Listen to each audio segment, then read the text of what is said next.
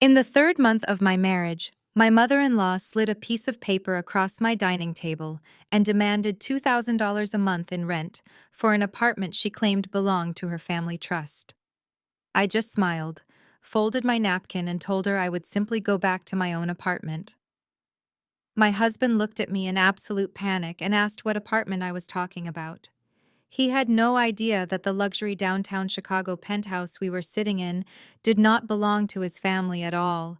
It actually belonged to the distressed asset management firm, where I was the senior partner. I had personally bought the foreclosed debt on the fake real estate empire of his mother on the exact day of our wedding. Before I tell you how I legally evicted my own in-laws and left my cheating husband with nothing but the clothes on his back, let me know where you are watching from in the comments below. Hit the like button and subscribe if you have ever had to teach entitled people a financial lesson they will never forget. Growing up in a low-income neighborhood on the south side of Chicago taught me early on that money was a weapon. People who had it used it to control those who did not. I spent my entire life learning how to disarm them. By the time I was 33, I had built a ruthless career as a distressed asset investor. I bought bad debts for closures and bankruptcies. I analyzed financial ruin for a living. Yet somehow I failed to analyze the man I married. Marcus presented himself as a highly successful sales director from a family with generational wealth. He wore custom suits, drove a luxury car, and spoke constantly about his family legacy. When we got married, he begged me to move into a high-end downtown apartment that he said was a cornerstone of his family trust. I agreed, because I loved him, completely unaware of the financial trap waiting for me. The reality of my situation shattered during a Friday night dinner party I had spent hours preparing. I had cooked a beautiful meal for Marcus, his mother Evelyn, his brother David, and the wife of David named Claire. The evening started with the usual passive-aggressive remarks I had come to expect from Evelyn. She was a woman who draped herself in designer brands to mask her deep insecurities. She loved reminding me that I was a newcomer to their elevated social circle. We had just finished the main course when the atmosphere in the room shifted. Evelyn reached into her expensive leather handbag and pulled out a crisp white document. She smoothed it out with her perfectly manicured hands and slid it across the polished mahogany table directly toward me. I looked down at the paper. It was a formal invoice printed on heavy cardstock. It listed my name and demanded a monthly payment of $2,000. I looked up at Evelyn, keeping my face perfectly neutral. I asked her what this was supposed to be. Evelyn lifted her chin and looked down her nose at me. She announced to the entire table that the apartment we were living in was a premium property held by the family trust. She said it was time for me to start contributing my fair share. She explained that since I was now part of the family, I needed to pay rent, just like anyone else enjoying the benefits of their generational wealth. She actually used the phrase generational wealth with a completely straight face. I turned my attention to Marcus. As my husband, he should have intervened immediately. He should have shut down this absurd demand and defended our partnership. Instead, Marcus suddenly found his wine glass absolutely fascinating. He refused to meet my eyes. He shifted uncomfortably in his chair and nervously adjusted his collar. When he finally spoke, his voice was thin and weak. He told me that his mother had a point. He said he was a little tied up with some investments right now, and since I had a decent office job, it would really help the family if I pitched in. He actually tried to convince me that paying his mother to live in my own marital home was a normal expectation. He tried to gaslight me right there at the dinner table. He said I was enjoying the luxury lifestyle provided by his family name, so $2,000 a month was actually a bargain. I sat completely still and let his words wash over me. The betrayal stung, but my mind took over. I watched Marcus sweat under my gaze. He was supposed to be my partner, the man who promised to protect me. Yet here he was, throwing me to the wolves for his mother. Evelyn sat back in her chair with a triumphant smirk, clearly believing she had successfully put me in my place. She thought she had cornered a naive woman who would blindly hand over her money just to maintain the illusion of belonging to their prestigious family. She assumed my silence was submission. She assumed I was intimidated by her tactic and the cowardly agreement from Marcus. What neither realized was that my silence was not shock or fear. My silence was the calculated assessment of a predator watching its prey step willingly into a trap. I did not raise my voice or shed a single tear. I looked at the invoice, looked at the expression of my husband, and prepared to dismantle their entire world. I knew every detail about their precious family trust. I knew things that would make Evelyn choke on her wine. They wanted to play a ruthless game of financial dominance with a woman who controlled million-dollar acquisitions for a living. I took a breath and prepared my first devastating response to their absolute arrogance. Before I could utter a word to dismantle their delusion, the clink of crystal against the table broke the silence. Claire, the wife of David, set her wineglass down with an exaggerated sigh. She was a woman who spent her existence trying to curate the aesthetic of old money, possessing none of the actual grace that accompanied it. Claire leaned forward, resting her elbows on the mahogany surface, and offered me a smile devoid of warmth. She tilted her head in that practiced, completely condescending manner she reserved exclusively for me. She told me I was being completely unreasonable by looking so offended. She said $2,000 a month for a luxury apartment in this zip code was an absolute steal. She insisted I should be thanking Evelyn for the generosity of such a discounted rate, rather than staring at the invoice like it was a personal insult. Claire did not stop there. She took another slow, deliberate sip of her expensive Cabernet and let her gaze drag over my outfit. She reminded the table in a tone dripping with feigned sympathy that she understood why such a sum might seem intimidating to someone from my background. She used her fingers to make air quotes when she said the word background. She spoke about the south side of Chicago as if it were a foreign, disease-ridden country she had only read about in charity brochures. She said it must be a massive culture shock for me to transition from a low-income neighborhood into a building with a dedicated concierge and private elevator access. She told me that Evelyn was demonstrating incredible grace by allowing someone of my socioeconomic status to marry into their established family. According to Claire, paying a minor monthly contribution to the family trust was the absolute least I could do to show my gratitude for being elevated out of my previous life. I absorbed every one of her toxic, racially charged microaggressions without blinking. I did not let a muscle in my face twitch. I did not cross my arms defensively. I simply watched her the way a scientist observes a predictable, pathetic organism in a petri dish. My professional life was built entirely on identifying financial distress, recognizing the desperate behaviors of people drowning in debt, and understanding the lies people tell themselves to survive. As I looked at Claire, I did not see a wealthy socialite putting me in my place. I saw a walking, talking portfolio of bad liabilities. I noticed the slight scuff on the heel of her supposedly brand new designer shoes. I noticed the way she guarded her handbag, a limited edition piece that I knew was heavily featured on luxury rental websites. Every word that spilled from her mouth was designed to make me feel small, to remind me that I was the outsider the charity case they had graciously adopted. She wanted a reaction. She wanted me to raise my voice, to cry, to fulfill whatever angry stereotype she had already assigned to me in her narrow, prejudiced mind. If I exploded, they would have the perfect excuse to paint me as the unstable woman who could not handle the refined pressures of their high society world. Evelyn was nodding along with every insulting syllable. Claire uttered a smug look of absolute validation plastered across her aging face. David, sitting beside Claire, looked completely oblivious to the viciousness of his wife, happily cutting his steak and agreeing that $2,000 was a remarkably fair price for the location. The most revolting part of the spectacle was not Claire and her thinly veiled bigotry. It was Marcus. My husband sat there, a silent accomplice to my humiliation. He heard his sister-in-law mock my upbringing. He heard her insult my financial stability. He heard her diminish my worth as a human being, reducing me to a lucky peasant who had been saved by the benevolence of his superior family. He heard all of it, and he did absolutely nothing. He stared at his plate, occasionally nodding along, as if Claire were stating universal facts, instead of launching a targeted malicious attack on his wife. His silence was louder than any of the insults Claire threw across the table. It confirmed everything I needed to know about the man I had married.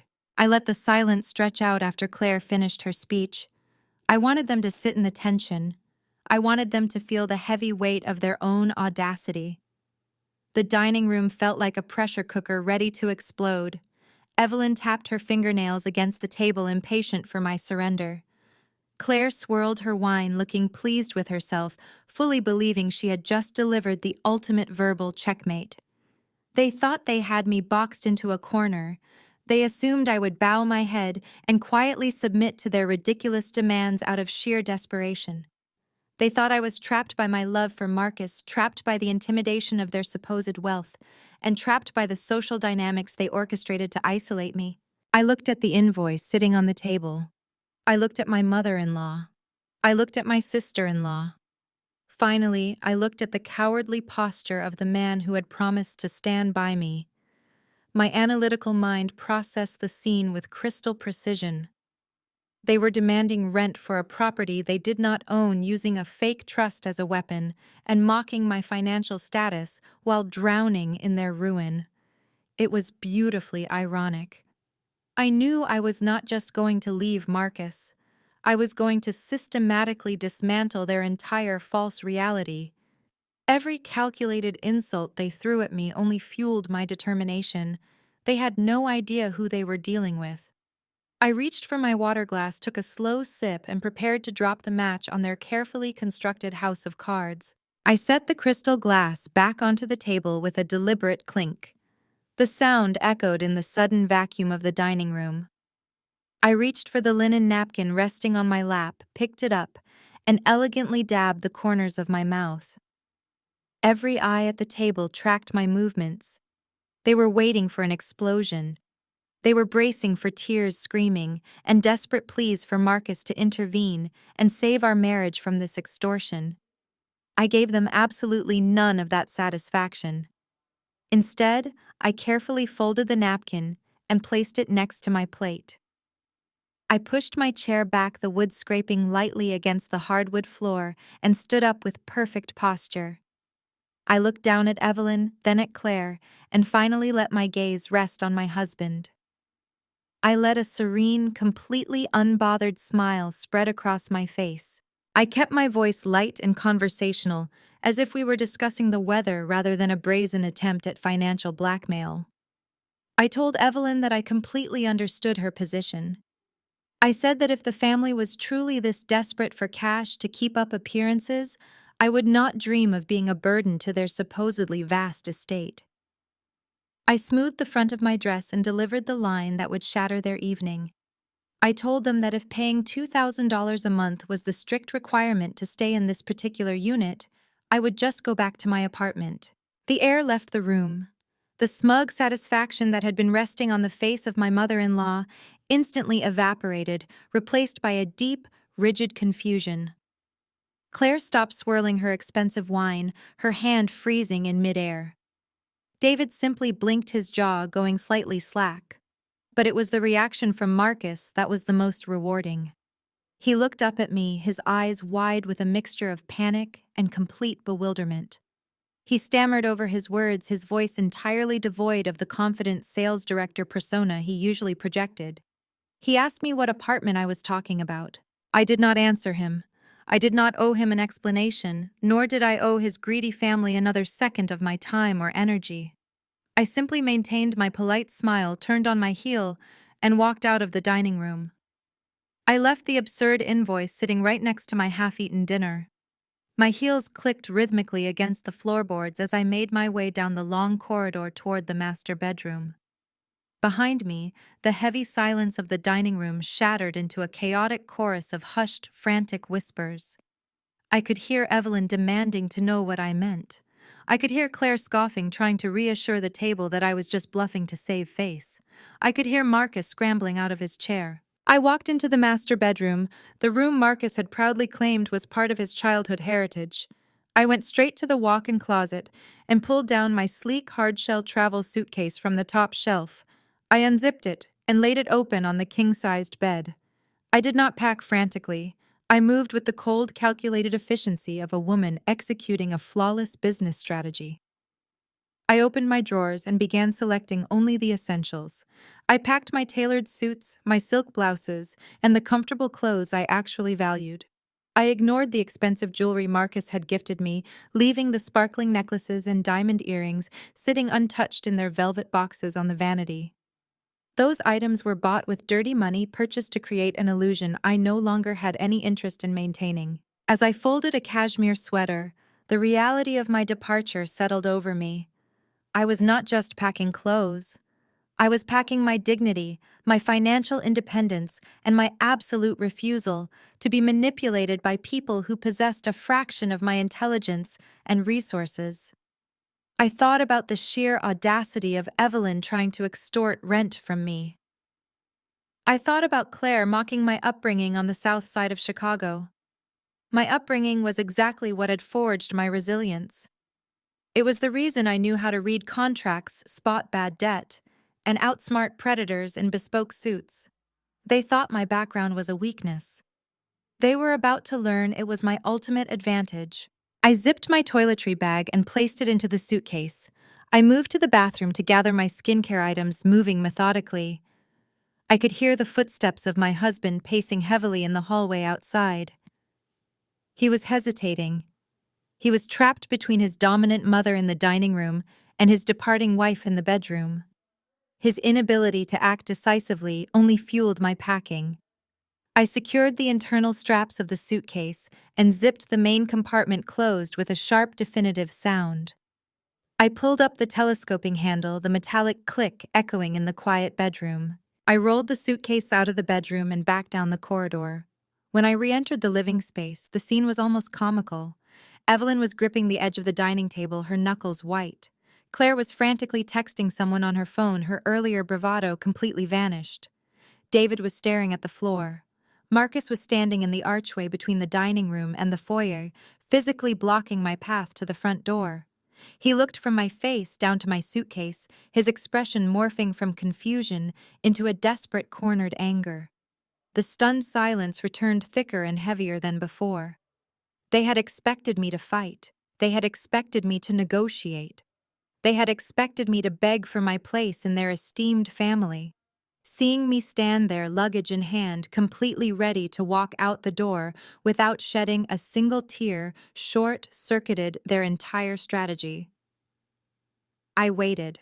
Marcus did not move. The heavy silence stretched for another agonizing second before the polished veneer of the successful sales director finally cracked. His hands curled into tight fists at his sides. The smooth, confident posture he usually relied on to charm wealthy clients morphed into a rigid, aggressive stance. He took a heavy step toward me, using his physical size to close the distance between us in an attempt to spark fear. He demanded to know where I thought I was going.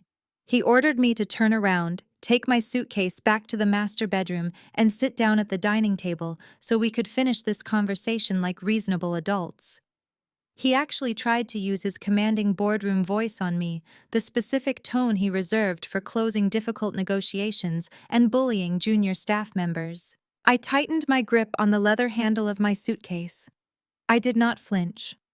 I did not step back. I looked directly into his dark eyes and told him the conversation was already over. I told him to step aside and open the front door. My refusal to submit ignited a sudden furious rage inside his chest. The thick veins in his neck stood out sharply against his flushed skin. He let out a harsh, humorless laugh that echoed loudly off the high custom ceilings of the foyer. He asked me if I had completely lost my mind. He asked me how exactly I planned to survive out there in the real world without his prestigious family to prop me up and open doors for me. He pointed an accusing finger directly at my chest and told me I was acting like an ungrateful, spoiled child throwing a massive tantrum simply because she was asked to pull her own weight. He shouted that I was absolutely nothing before the day I met him. He screamed that I was just a desperate girl from the South Side with a meaningless corporate job playing dress up in a high society world I did not understand. He said his last name was the only reason anyone in this luxury building gave me the time of day. I let him yell. I let him expose the ugly, putrid core of his true character. Every malicious insult he hurled was just more valuable data for my mental ledger. He was trying to break my spirit with sheer volume and physical intimidation. When his loud shouting failed to produce even a flicker of fear on my calm face, his frustration boiled over into reckless desperation. He wanted to crush me with harsh reality. He wanted to prove my absolute financial dependence on him. In his desperate need to assert total dominance, he made the most catastrophic miscalculation of his entire miserable life. He stepped dangerously close to my face and sneered. He told me I could not leave because I had absolutely nowhere to go and nothing to my name. He mocked my previous threat to return to my own apartment, calling it a pathetic, delusional bluff. Then the dark truth spilled out of his mouth in a venomous, uncontrolled rush. He told me to check our joint savings account. He told me to go ahead and pull out my phone to open my banking app right now. He laughed again, a cruel, desperate sound, and confessed that the joint account was completely empty. My analytical brain registered the shocking information instantly. The joint account was where we had deposited a massive portion of our combined liquid assets right after we got engaged. It was supposed to be our impenetrable safety net, our financial foundation for building a future together. Marcus did not stop there. The chaotic adrenaline of his confession pushed him to keep bragging about his betrayal. He told me I was completely broke. He proudly admitted that he had drained every single dollar from that secure account 3 weeks before our beautiful wedding day. He screamed that he had to do it because his golden child brother David and his precious entitled wife Claire had completely bankrupted their latest startup venture. They were drowning in massive commercial debt and were about to be publicly humiliated by angry creditors. Marcus puffed out his chest, as if he had committed an act of supreme family heroism. He said family always comes first, no matter what. He said he took our hard-earned money to bail them out, because protecting the generational legacy and reputation of his family was far more important than whatever petty selfish plans I had for our savings. He stood there chest-heaving, completely convinced he had just delivered the ultimate killing blow. He believed he had permanently trapped me. He looked at me with absolute triumphant malice, expecting me to collapse onto the cold marble floor in a pool of devastated tears. He thought the sudden revelation of my financial ruin would instantly break my fierce resolve. He thought I would suddenly realize my total dependence on his fake generosity and beg for his forgiveness. He shouted that without his money, without his physical protection, and without his family name, I would be back on the dangerous streets where I belonged. He ordered me one last time to drop the heavy suitcase and walk back to apologize to his mother. I processed his wild confession with the cold precision of an apex predator locking onto its prey. He had just voluntarily admitted to severe financial fraud and the blatant embezzlement of marital assets right in front of his entire family. He had essentially handed me the exact legal weapon I needed to absolutely destroy him in divorce court. He thought he had left me utterly destitute. He wrongly assumed the joint account was my only source of wealth. He genuinely believed his own racist, prejudiced lies about my background and my professional capabilities. He had never bothered to look past his own blinding arrogance to see the brilliant woman he had actually married. He did not know about my extensive private portfolio. He did not know about my lucrative offshore holdings. He did not know that the money he had so proudly stolen was barely a drop in the vast ocean of my actual net worth. I did not scream in terror. I did not demand the stolen money back. I simply looked at the pathetic, sweating man blocking my exit. I looked past him at the golden child brother sitting quietly in the dining room, whose failed business was currently funded by my stolen savings. I looked at Claire, who had just mocked my financial status while secretly surviving on the exact money her husband had stolen from me. The absolute audacity of their collective deception was staggering. They were desperate parasites feeding off my hard-earned resources while simultaneously treating me like dirt. Marcus crossed his arms, waiting eagerly for my complete surrender. He was so blindingly arrogant, so completely blinded by his own toxic privilege, that he could not see the massive trap he had just sprung on himself. He thought he held all the winning cards. He thought he was the undisputed master of the game. I let a slow, highly dangerous smile touch the corners of my mouth. I adjusted my firm grip on my suitcase, standing incredibly tall, and preparing to show my foolish husband exactly what kind of powerful woman he had tried to ruin. I did not drop my suitcase. I did not fall to my knees in despair. I maintained my dangerous smile and reached into the pocket of my tailored blazer. With my free hand, I pulled out my phone, unlocking the bright screen with a swift, steady motion. Marcus watched me closely, his heavy chest still heaving from his highly aggressive outburst. He expected me to call the police or perhaps a sympathetic friend who might offer me a couch to sleep on. Instead, I dialed a private number I kept saved for specific emergencies. The call connected after a single ring. I spoke quietly and clearly into the receiver, instructing my personal driver to bring the car to the front entrance of the building immediately. I ended the call and slipped the device back into my pocket. Marcus let out a harsh scoff, crossing his muscular arms over his chest. He mocked my phone call loudly, asking if I had just ordered a budget rideshare to carry me back to the slums. He boasted that a cheap taxi was the absolute best I could afford now that he had completely drained our marital safety net for his worthless older brother, David. I let his pathetic mockery fade into the high ceilings of the foyer. I took a deliberate step toward him, forcing him to look directly into my eyes. I told him that his biggest mistake was assuming my entire financial existence relied on that single joint account. I explained that I had only deposited those specific funds to make him feel secure in his fragile masculinity.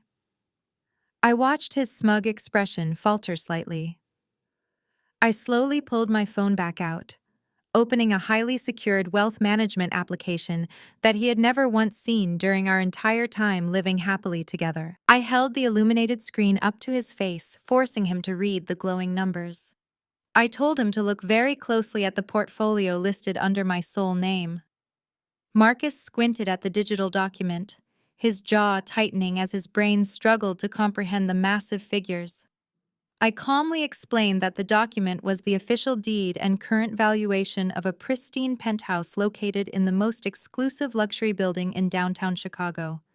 I stated clearly that I had purchased the property entirely in cash exactly 5 years ago, long before I ever met his greedy family. The valuation on the screen clearly read $2.5 million. I watched the color rapidly drain from his flushed face as the reality of my actual wealth began to shatter his fragile ego. I did not stop there.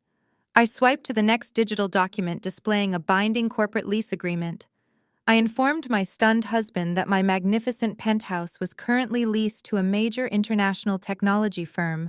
I made sure to enunciate every syllable when I told him the firm deposited $15,000 into my private account on the first of every single month. Marcus stumbled backward, his back hitting the wall of the hallway. He stammered, asking how any of this was possible, asking why we were living in his family apartment. If I possessed that kind of immense wealth, I smiled a cold and merciless expression. I reminded him of the pathetic tears he had shed before our wedding.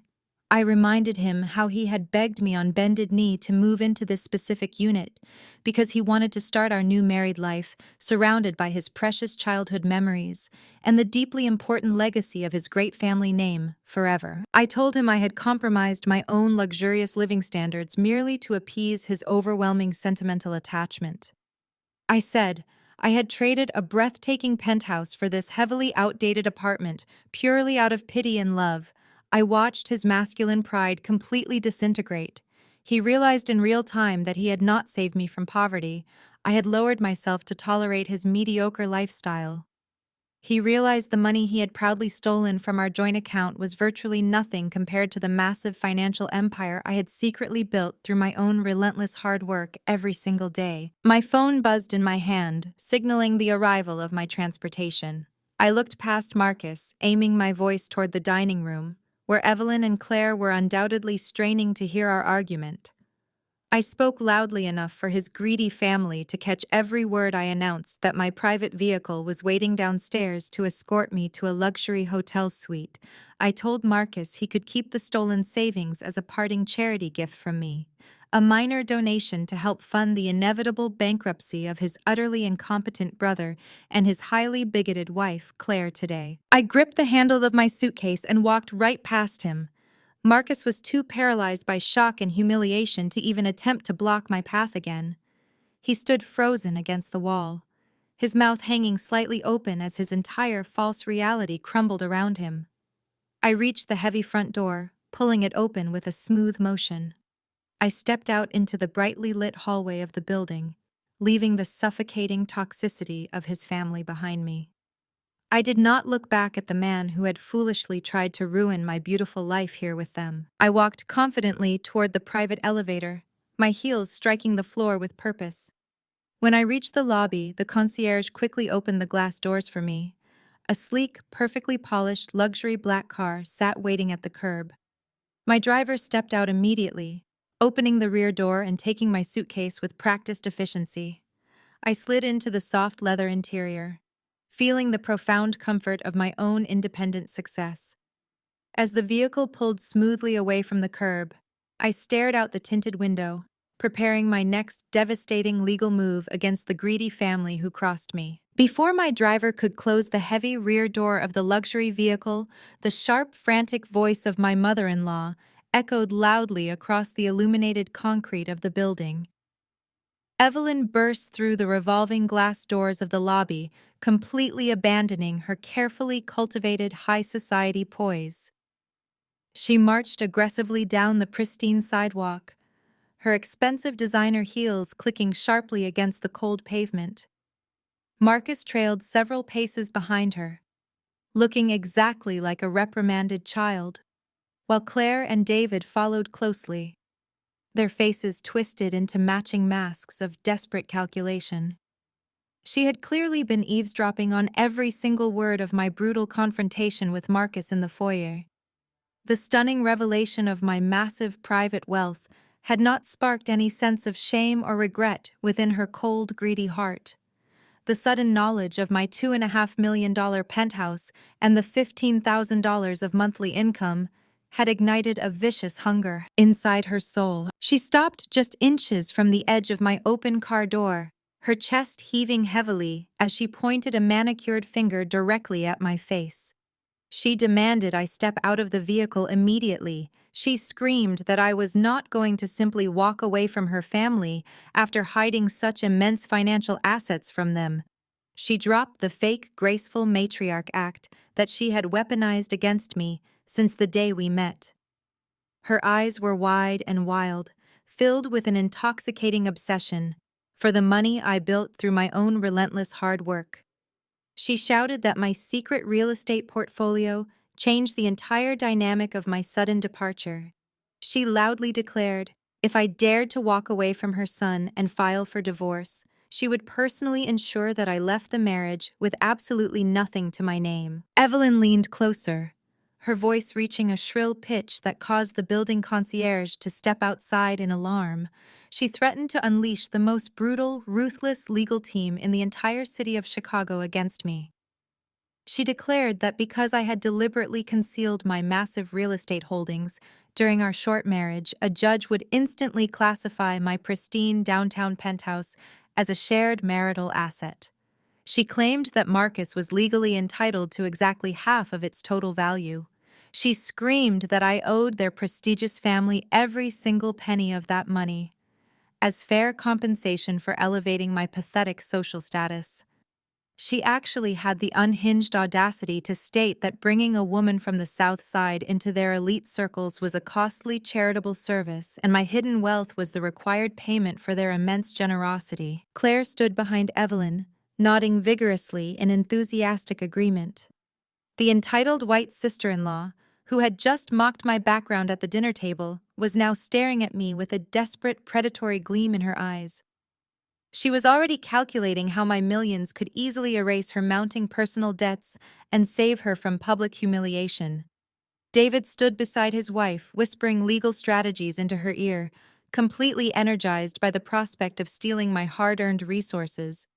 Marcus stood in the background, remaining utterly silent and useless.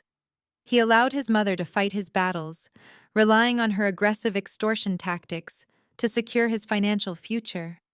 The collective greed radiating from the four of them was absolutely palpable, a pathetic display of broke, entitled parasites trying to cling to a host they could no longer control. I sat against the soft, premium leather of the back seat, completely unfazed by her loud, aggressive threats. I did not shrink away from her pointing finger. I did not show a single ounce of fear or intimidation. I simply looked at Evelyn with an expression of profound, chilling amusement. I signaled for my professional driver to wait for just one more moment. I wanted to deliver my final message with absolute crystal clarity. I looked directly into the wild, greedy eyes of my mother-in-law and offered her a bright, highly dangerous smile. I kept my voice perfectly calm and lethal, contrasting sharply with her unhinged screaming. I told Evelyn that I absolutely welcomed her pathetic declaration of legal war. I encouraged her to hire the most expensive, aggressive divorce attorneys she could possibly find in the city. I told her to drain every last dollar from her precious family trust to fund this imaginary courtroom battle. I leaned forward slightly, ensuring my words cut deep into her arrogant soul. I informed her that a legal war requires immense financial capital, and I possessed far more liquid assets than her entire family lineage combined. I promised her that attempting to steal my property in a court of law would not secure her the massive payout she desperately craved. It would only accelerate the total public destruction of her heavily indebted family. I shifted my gaze to Marcus, forcing him to meet my eyes. One final time, I told him he was a pathetic coward who would spend the rest of his miserable life hiding behind the skirt of his greedy mother. I told Claire she better start looking for a job because my money would never fund her fake luxury lifestyle ever again. I looked back at Evelyn and delivered my closing strike. I told her that by the time my own legal team finished investigating her precious family finances, she would be begging me for a settlement just to stay out of prison. I leaned back into the comfortable plush leather seat and gave my driver a short, definitive nod. He immediately stepped forward, placing himself firmly between Evelyn and the vehicle. He shut the heavy, reinforced car door with a solid, satisfying thud, severing my connection to their toxic screaming. The thick-tinted window completely muted the frantic sound of Evelyn hitting her fists against the exterior glass. The luxury car pulled smoothly away, leaving them entirely consumed by chaotic greed. I watched their frantic figures shrink in the rearview mirror as my driver navigated through the busy downtown traffic. The adrenaline that had pumped through my veins during the confrontation slowly faded, replaced by a cold, calculating calm. I directed my driver to the Four Seasons, where I maintained a corporate account. Within 20 minutes, I was walking into a top-floor executive suite overlooking the magnificent Chicago skyline. The room was perfectly silent, offering a stark contrast to the aggressive screaming I had just escaped. I took off my blazer, draped it over a velvet armchair, and walked straight to the mahogany desk sitting in the corner of the suite. I did not waste a single second shedding tears over my shattered marriage. Tears were a currency I refused to spend on a man who had stolen from me. I opened my laptop and connected to my private corporate server. It was time to go to work. As a senior partner at a distressed asset management firm, I had unparalleled access to commercial banking databases, property registries, and deep financial background check software. My entire career was built on hunting down hidden liabilities and exposing financial rot. Evelyn and Marcus had severely underestimated my capabilities. They thought my job was just some administrative corporate role. They did not comprehend that I possessed the exact tools required to financially dissect them. I started my investigation with Marcus. I typed his social security number into my secure terminal and watched his entire financial history populate across my screen. The truth was far worse than the single emptied joint account he had proudly confessed to draining. My screen filled with red flags. Marcus had opened 4 separate credit cards in his name over the past 2 years, completely maxing out every single one of them. The statements showed a pathetic trail of desperate spending designed to maintain his illusion of high society wealth. There were massive charges for luxury car leases, expensive country club dinners, and custom-tailored suits. But the most damning evidence was the paper trail connecting him to his brother David. I tracked the exact routing numbers from our drained joint savings account. Marcus had wired every single dollar to a shell company registered under the name of Claire and David. I pulled the corporate filings for that specific business entity. It was a spectacular failure. They had attempted to launch a boutique lifestyle brand, but had defaulted on their commercial leases and failed to pay their suppliers. Marcus had stolen our marital foundation simply to keep his brother out of bankruptcy court for a few more months. I saved every wire transfer receipt and credit card statement into a secure digital dossier. This evidence alone would guarantee Marcus left the divorce proceedings with absolutely nothing. But I was not satisfied with merely destroying my treacherous husband. Evelyn had threatened my assets. She had threatened to drag my name through the mud and steal the penthouse I had bought with my own hard-earned money. I shifted my focus to the Grand Matriarch and her supposedly untouchable family trust. I accessed the county property deed registry and pulled the records for the pristine apartment building where we had been living.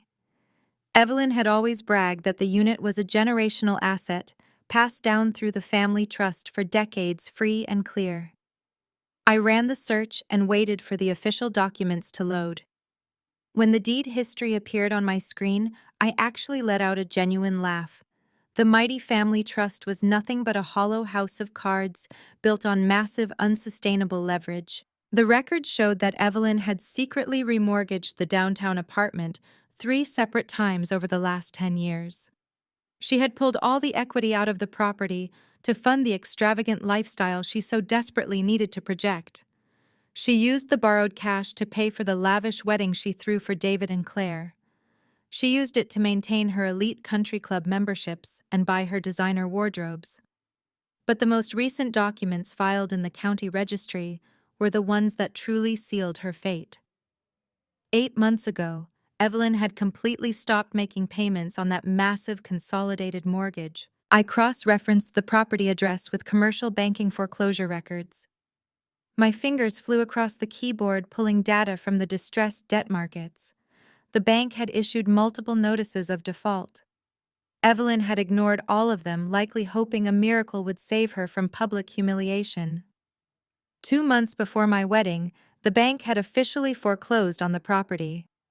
They had seized the asset and bundled the bad debt into a portfolio to be sold off at a private commercial auction. Evelyn did not own a single square inch of that apartment. She had zero legal standing to demand rent from me or anyone else. I leaned back in my leather chair, staring at the glowing screen. The sheer audacity of her demanding $2,000 a month for a property she had already lost to the bank was breathtaking. She was trying to extort her new daughter-in-law just to generate some desperate cash flow. But as I dug deeper into the auction records, looking to see which financial institution had purchased the bundle of foreclosed debt, my eyes locked onto a familiar corporate entity name. I stopped breathing for a fraction of a second. I pulled up my own firm internal acquisition logs from the previous quarter and matched the portfolio identification numbers. I verified the transaction dates and the asset schedules. The reality of the situation was perfectly poetic. It felt orchestrated by fate. My asset management firm purchased that specific portfolio of bad debt at auction. I unknowingly bought the foreclosure debt of my own mother-in-law. Tomorrow, the real game begins. I smiled, knowing my next move. Evelyn and Claire did not waste a single second after I departed their precious apartment. They were deeply humiliated by my sudden exit and terrified of losing control over the financial narrative they had built. By the following Tuesday, I was served with a massive stack of heavily aggressive legal documents at my downtown corporate office. They had hired one of the most notoriously cutthroat divorce attorneys in Chicago, a man famous for dragging out proceedings and financially bleeding his opponents dry. The paperwork was a masterclass in absolute delusion. Marcus was officially filing for divorce, and Evelyn was attempting to attach herself to the proceedings as an injured third party. The documents demanded an immediate payment of the ridiculous $2,000 a month in back rent, dating all the way back to the exact day Marcus and I were married. They claimed I had signed a verbal contract to contribute to the family trust and had maliciously breached that agreement. But the real target of their legal assault was glaringly obvious on the third page of the filing. They were officially claiming that my $2.5 million luxury penthouse was a marital asset.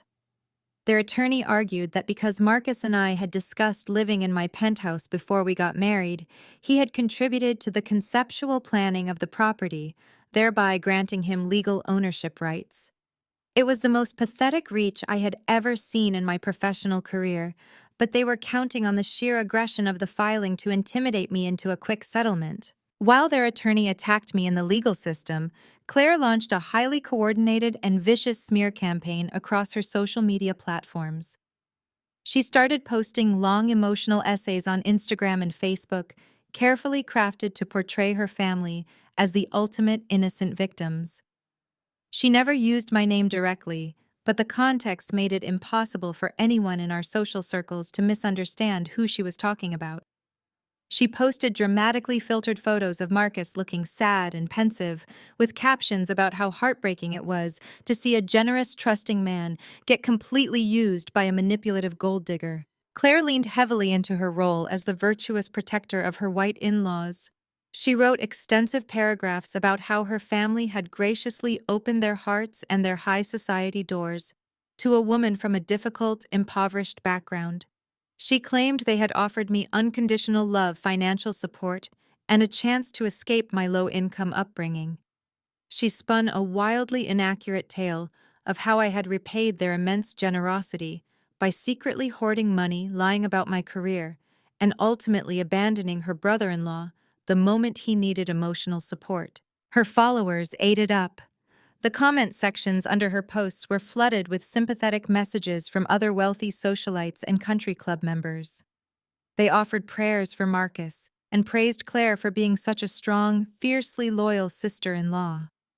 Several commenters even shared their own thinly veiled racist anecdotes about how you can never truly trust people who come from certain neighborhoods, no matter how much you try to elevate them. Claire liked every single one of those comments, fueling the toxic echo chamber she had created. She went so far as to post a tearful video on her story discussing the importance of protecting generational family wealth from predators who pretend to be in love. She claimed her family was currently going through a massive legal battle simply to defend what rightfully belonged to their ancestors. She positioned herself as a brave warrior fighting against a heartless scam artist who had infiltrated their sacred family trust. My phone blew up with messages from mutual acquaintances asking what was going on and expressing shock at Claire's explosive allegations. Even a few of my colleagues at the firm who followed her casually asked if everything was all right at home. The social pressure was intense, designed specifically to isolate me and force me into a panicked, defensive posture. Evelyn and Claire wanted me to feel the crushing weight of public shame, so I would surrender the penthouse just to make the relentless harassment stop. I did not respond to a single comment. I did not post a single defensive rebuttal on my own accounts. I did not call Marcus to scream about his sister-in-law's unhinged behavior. I simply took screenshots of every single post, every video, and every nasty comment Claire liked. I compiled all of it into a neat, organized digital folder and forwarded it directly to my own legal team. I knew exactly what Claire was doing, and I knew exactly how it was going to destroy her.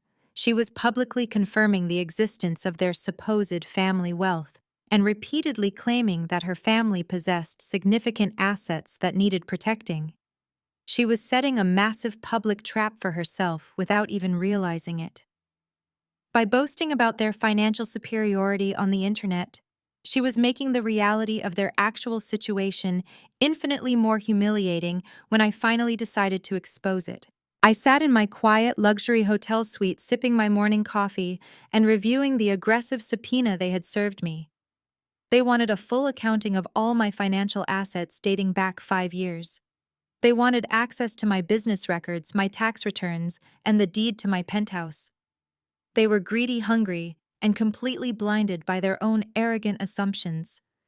They thought they were sending a warning shot across my bow. They had no idea they had just handed me the exact legal justification I needed to completely rip apart their entire financial facade in a court of law. I smiled, setting my coffee cup down. It was time to show them what a real financial investigation looked like. I poured myself a second cup of coffee and ignored the buzzing of my phone as Claire's social media crusade continued to unfold. Let them have their online pity party. In my world, data was the only currency that mattered, and I was about to collect. I opened a new tab on my secure server and accessed the deeper layers of commercial banking records. I needed to understand exactly how bad Evelyn's financial situation was to effectively corner them. If they were willing to extort $2,000 a month from their newly minted daughter-in-law, their desperation had to be profound. I started by pulling the historical mortgage records for the downtown luxury apartment. The initial search confirmed what I had seen the night before. The property had indeed been remortgaged. However, the details of those transactions painted a picture of staggering financial incompetence. Evelyn had not just taken out a single second mortgage. Over the course of the last 6 years, she had refinanced the property 3 separate times, pulling out every available cent of equity. The interest rates on the later loans were predatory, indicating she had been turned down by traditional lenders and forced to use high-risk commercial credit lines. I traced the flow of those funds. The money had not been reinvested or used to secure the family's future. It had been completely squandered. I mapped the cash withdrawals against the public records of David and Claire's business ventures. The timelines matched perfectly. Evelyn had drained the equity from the family legacy apartment to fund her golden child string of spectacular failures. A failed boutique fitness center and app that never launched, and a line of imported luxury goods that sat rotting in a rented warehouse. Every time David failed, Evelyn threw more borrowed money into the fire. And then there was Claire. I correlated the dates of major withdrawals with Claire's social media timeline. The massive cash pulls aligned flawlessly with her posts boasting about new designer bags, first-class trips to Paris, and the down payment on her flashy luxury SUV. Evelyn had literally mortgaged her home so Claire could pretend to be rich on the internet. It was a devastating level of financial stupidity. They had prioritized maintaining the illusion of wealth over actual ownership. But the most crucial piece of data was the payment history on that massive consolidated loan. The records showed a steady decline in payments over the last 2 years. They had started missing payments, then making partial payments, and finally, exactly 8 months ago, the payments stopped completely. 8 months of zero payments on a multi-million-dollar commercial loan. The bank had not been lenient. The system showed a flurry of automated notices, final warnings, and then the inevitable legal action.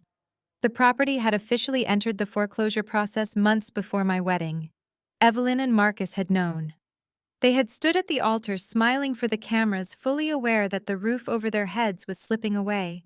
They had aggressively pushed me to move into that specific apartment, not out of sentimental attachment, but because they desperately needed my income to stave off the final stages of the bank's seizure. The $2,000 a month wasn't rent. It was a pathetic, panicked attempt to scrape together enough cash to negotiate a forbearance agreement with a bank that had long since lost patience. They had tried to turn me into their personal ATM to save their fraudulent empire.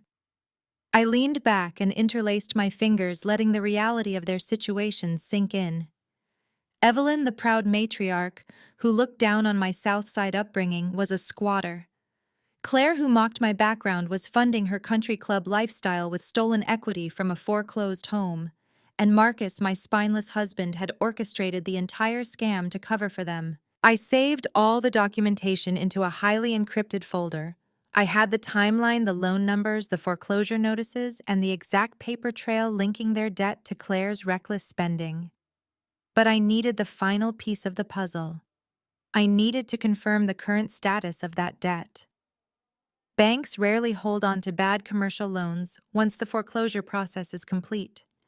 They bundle them and sell them off at auction to asset management firms exactly like mine. I opened the commercial auction registry and input the property address. The search results confirmed my suspicion.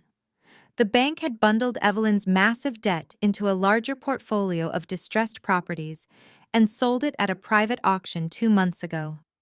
I just needed to verify the buyer. I navigated to my firm's internal acquisition logs, my heart beating with a cold, steady rhythm. I cross-referenced the portfolio ID from the auction registry with our recent purchases. The match was instantaneous. The portfolio holding the debt on Evelyn's apartment had been acquired by my firm.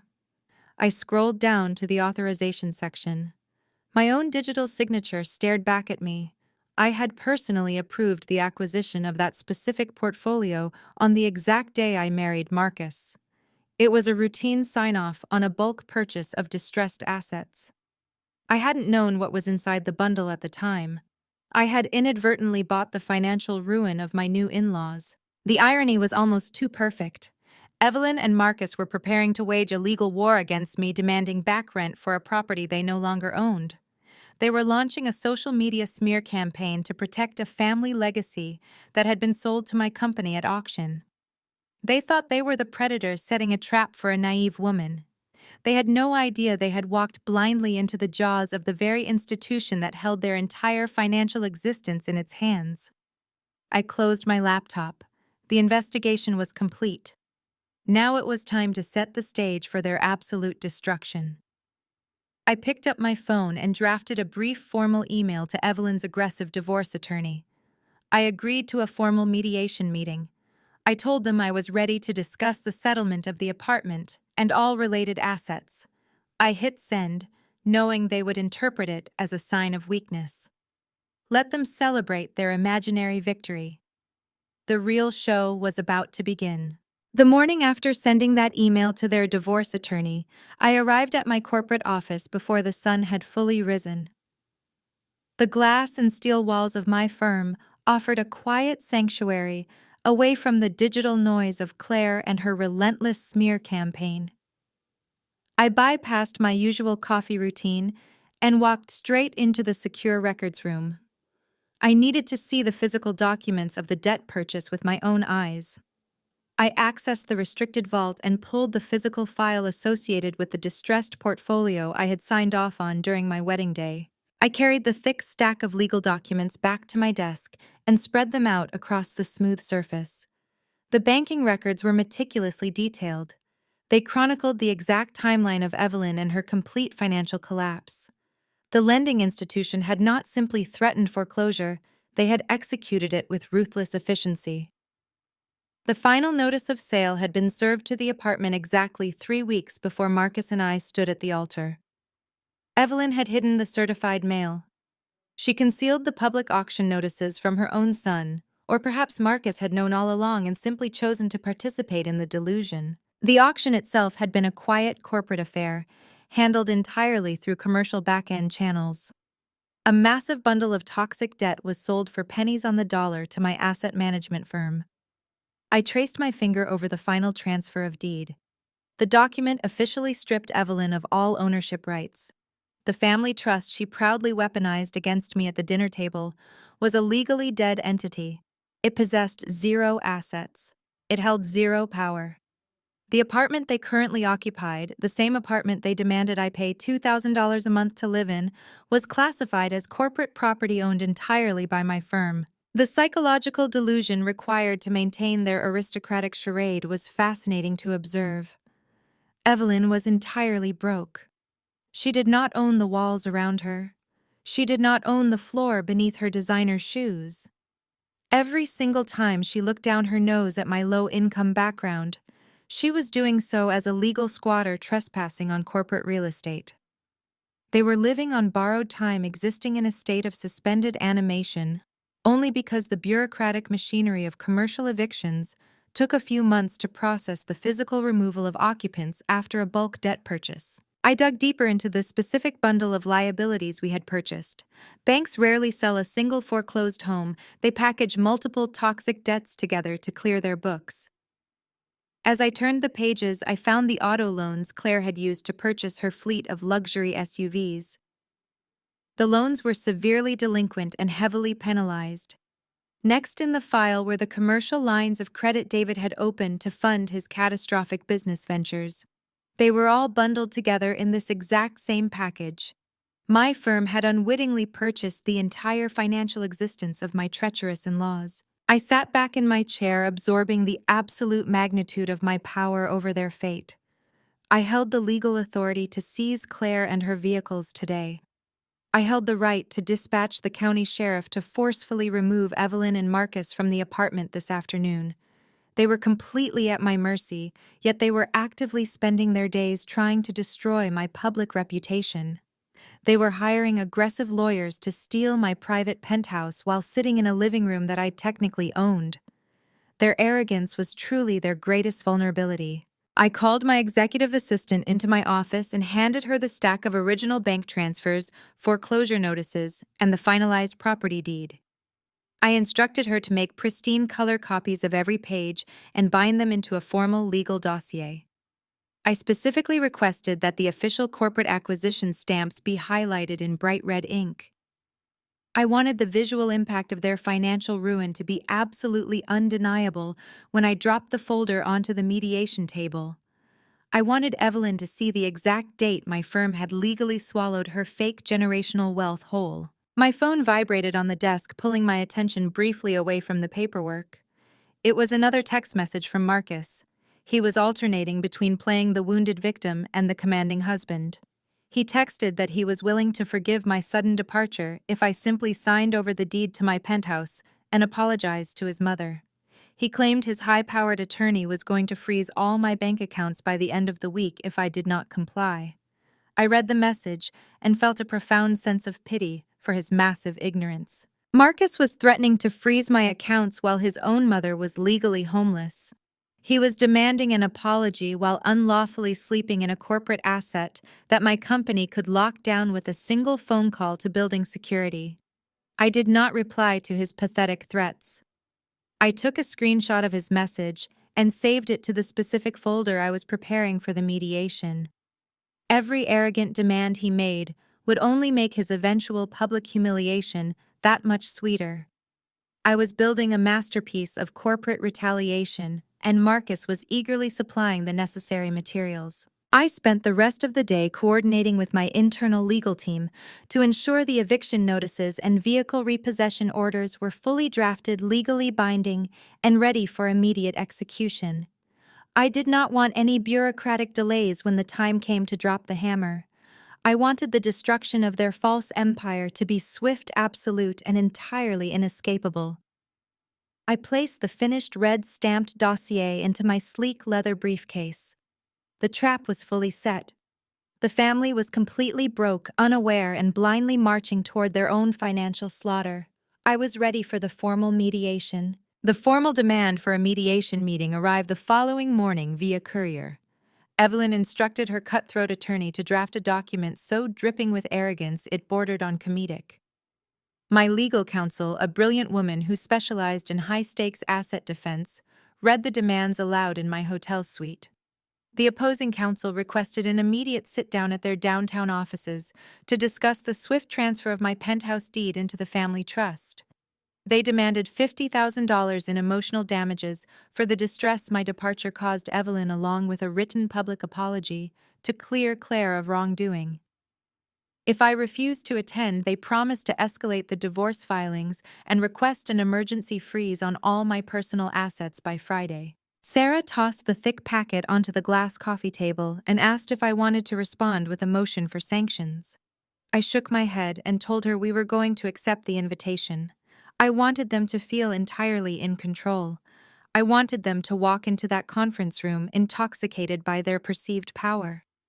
Agreeing to the meeting would lull them into a false sense of security.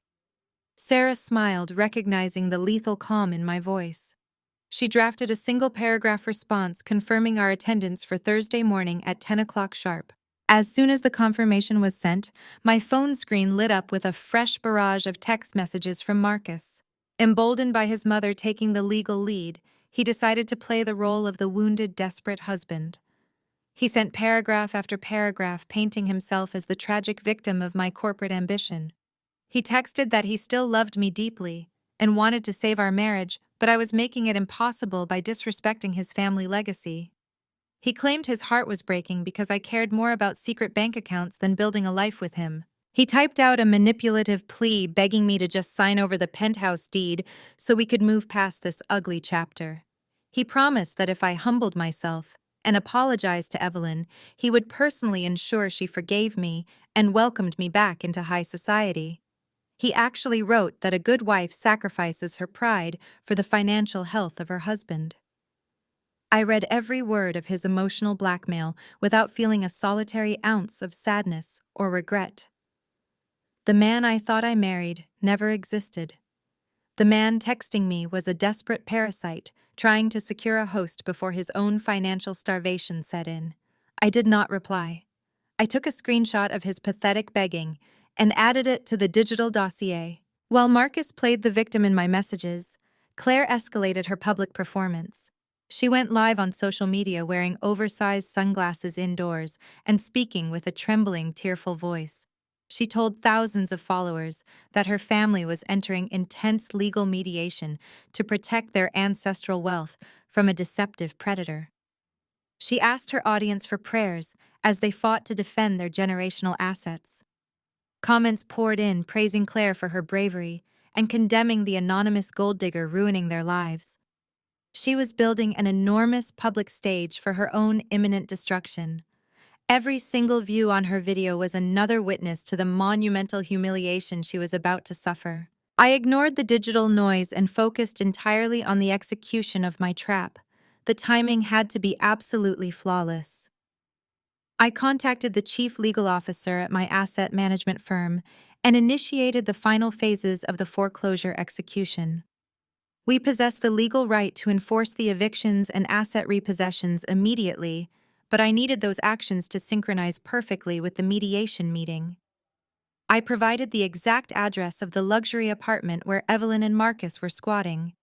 I provided the country club address where Claire predictably spent her Thursday mornings charging drinks to a defaulted credit line. I coordinated with the county sheriff department and private repossession contractors.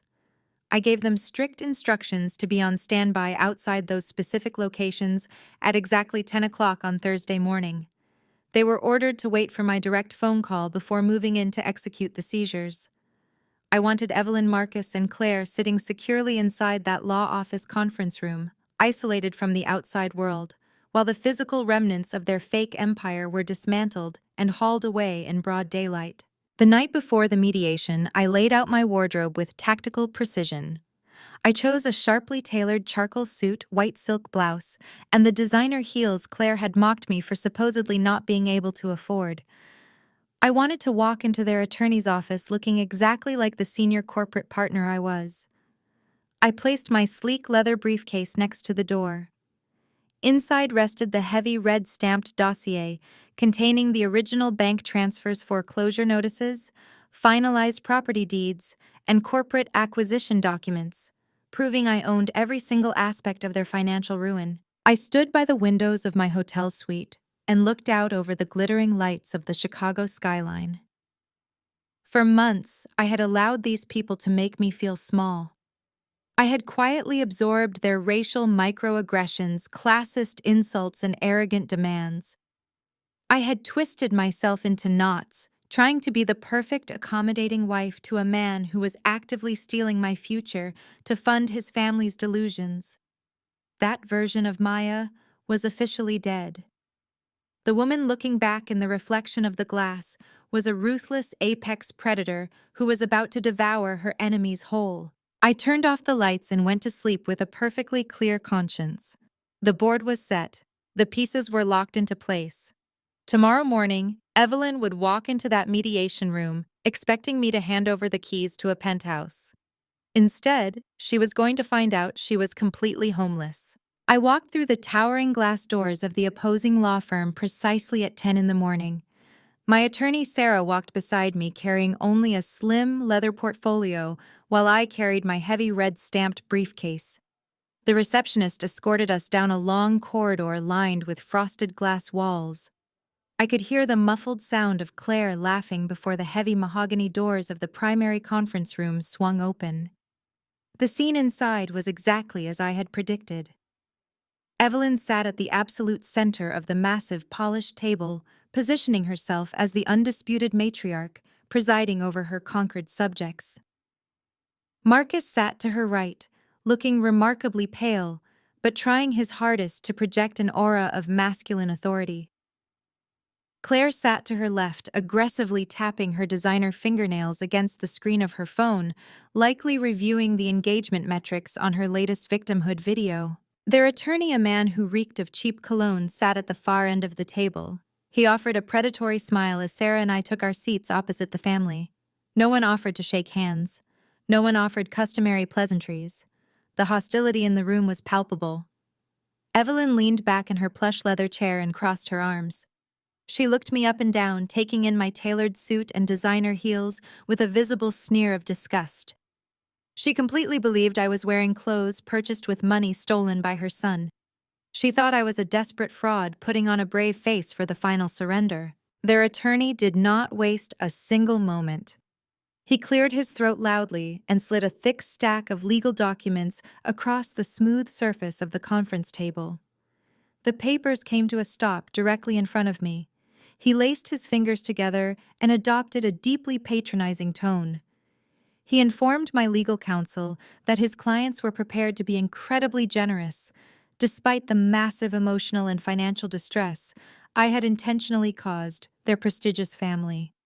He stated that Evelyn and Marcus simply wanted to conclude this unfortunate chapter quickly, quietly, and with minimal public embarrassment for everyone involved. He instructed me to review the settlement terms, outlining them aloud. The demands were breathtaking in their sheer delusion. The document required me to sign over the total legal deed to my $2.5 million luxury penthouse, transferring sole ownership directly into the family trust of Evelyn. It demanded a lump sum cash payment of $50,000 to compensate Claire and Evelyn for the severe psychological damage inflicted by my sudden departure. Finally, it included an ironclad non-disclosure agreement prohibiting me from ever discussing their family finances with any media outlet or social circle. Marcus leaned forward, resting his forearms on the table. He actually had the nerve to look me in the eyes and deliver a rehearsed speech. He told me that signing the papers was the only way I was going to walk out of this law office without facing a total financial massacre. He said his mother was willing to forgive my massive deception regarding my hidden real estate assets if I simply did the right thing and restored the funds I owed their family legacy. He told me to just sign the documents so we could all move on with our separate lives. Claire let out a loud, dramatic sigh of agreement. She muttered that I should consider myself incredibly lucky they were not pressing criminal charges for emotional extortion. She picked up her phone and aimed the camera at her face, making a quick pouting expression, likely saving footage for her next viral update about confronting her evil sister-in-law. I did not touch the settlement papers sitting in front of me. I did not look at their attorney. I did not look at Claire or Marcus. I fixed my gaze entirely on Evelyn. She stared back with absolute triumphant malice, completely convinced she had backed me into an inescapable corner. She truly believed she had won. She believed her aggressive tactics had successfully crushed the poor girl from the South Side. I let the heavy silence stretch out for a long, uncomfortable moment. I wanted them to fully experience the absolute peak of their imaginary victory. I wanted them to savor the feeling of total dominance because it was the last time they would ever feel powerful again. I slowly reached down and unclasped the metal latches of my leather briefcase. The sharp metal clicks echoed loudly in the quiet conference room. I kept my voice perfectly level and devoid of emotional inflection. I addressed Evelyn directly, ignoring the rest of the room. I told her the settlement offer she presented was fascinating, but before we could discuss transferring multi-million-dollar properties into her precious family trust, I needed to clarify a minor administrative detail regarding her current portfolio. I folded my hands on the table and tilted my head slightly. I asked Evelyn if she was absolutely certain about the current legal status of her assets. I asked her if she was entirely confident that her heavily leveraged family trust actually retained any physical property for my penthouse deed to be transferred into. I specifically asked her if she was completely sure she still owned the luxury downtown apartment she had slept in the night before. The smug, triumphant expression on the face of Evelyn faltered. A tiny flicker of genuine confusion passed through her eyes. Marcus frowned, looking back and forth between his mother and me. Their attorney sat forward, sensing a sudden shift in the legal dynamic. Evelyn scoffed loudly, trying to brush off my question as a pathetic stalling tactic.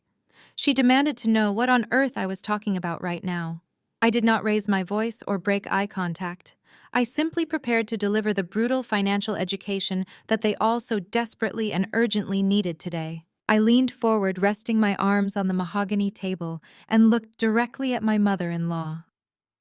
I spoke with the slow, deliberate cadence of a professor explaining a rudimentary concept to a slow student. I told Evelyn that when a property owner takes out 3 separate mortgages against a single downtown luxury apartment, they are playing a very dangerous game of leverage. I explained that banks are generally tolerant of late payments from wealthy clients for a short period. However, when an owner completely ceases all payments for 8 consecutive months, the financial institution loses its patience and initiates a formal foreclosure process. I watched her face carefully as I laid out the mechanical reality of commercial banking. I explained how the bank seizes the physical asset and legally strips the original owner of all property rights. I told her that major banks have no interest in managing individual residential properties or dealing with the hassle of evictions. Instead, they bundle these toxic defaulted loans into massive portfolios of distressed debt. They then take these portfolios to private commercial auctions where specialized asset management firms bid on them for pennies on the dollar. I stated that once that auction hammer falls, the original owner is completely erased from the equation, and the purchasing firm becomes the legal owner of the property and all associated debts. Claire let out an exaggerated scoff that echoed across the quiet conference room. She rolled her eyes so hard, I thought they might get stuck in the back of her head. She picked up her designer pen and tapped it aggressively against her legal pad.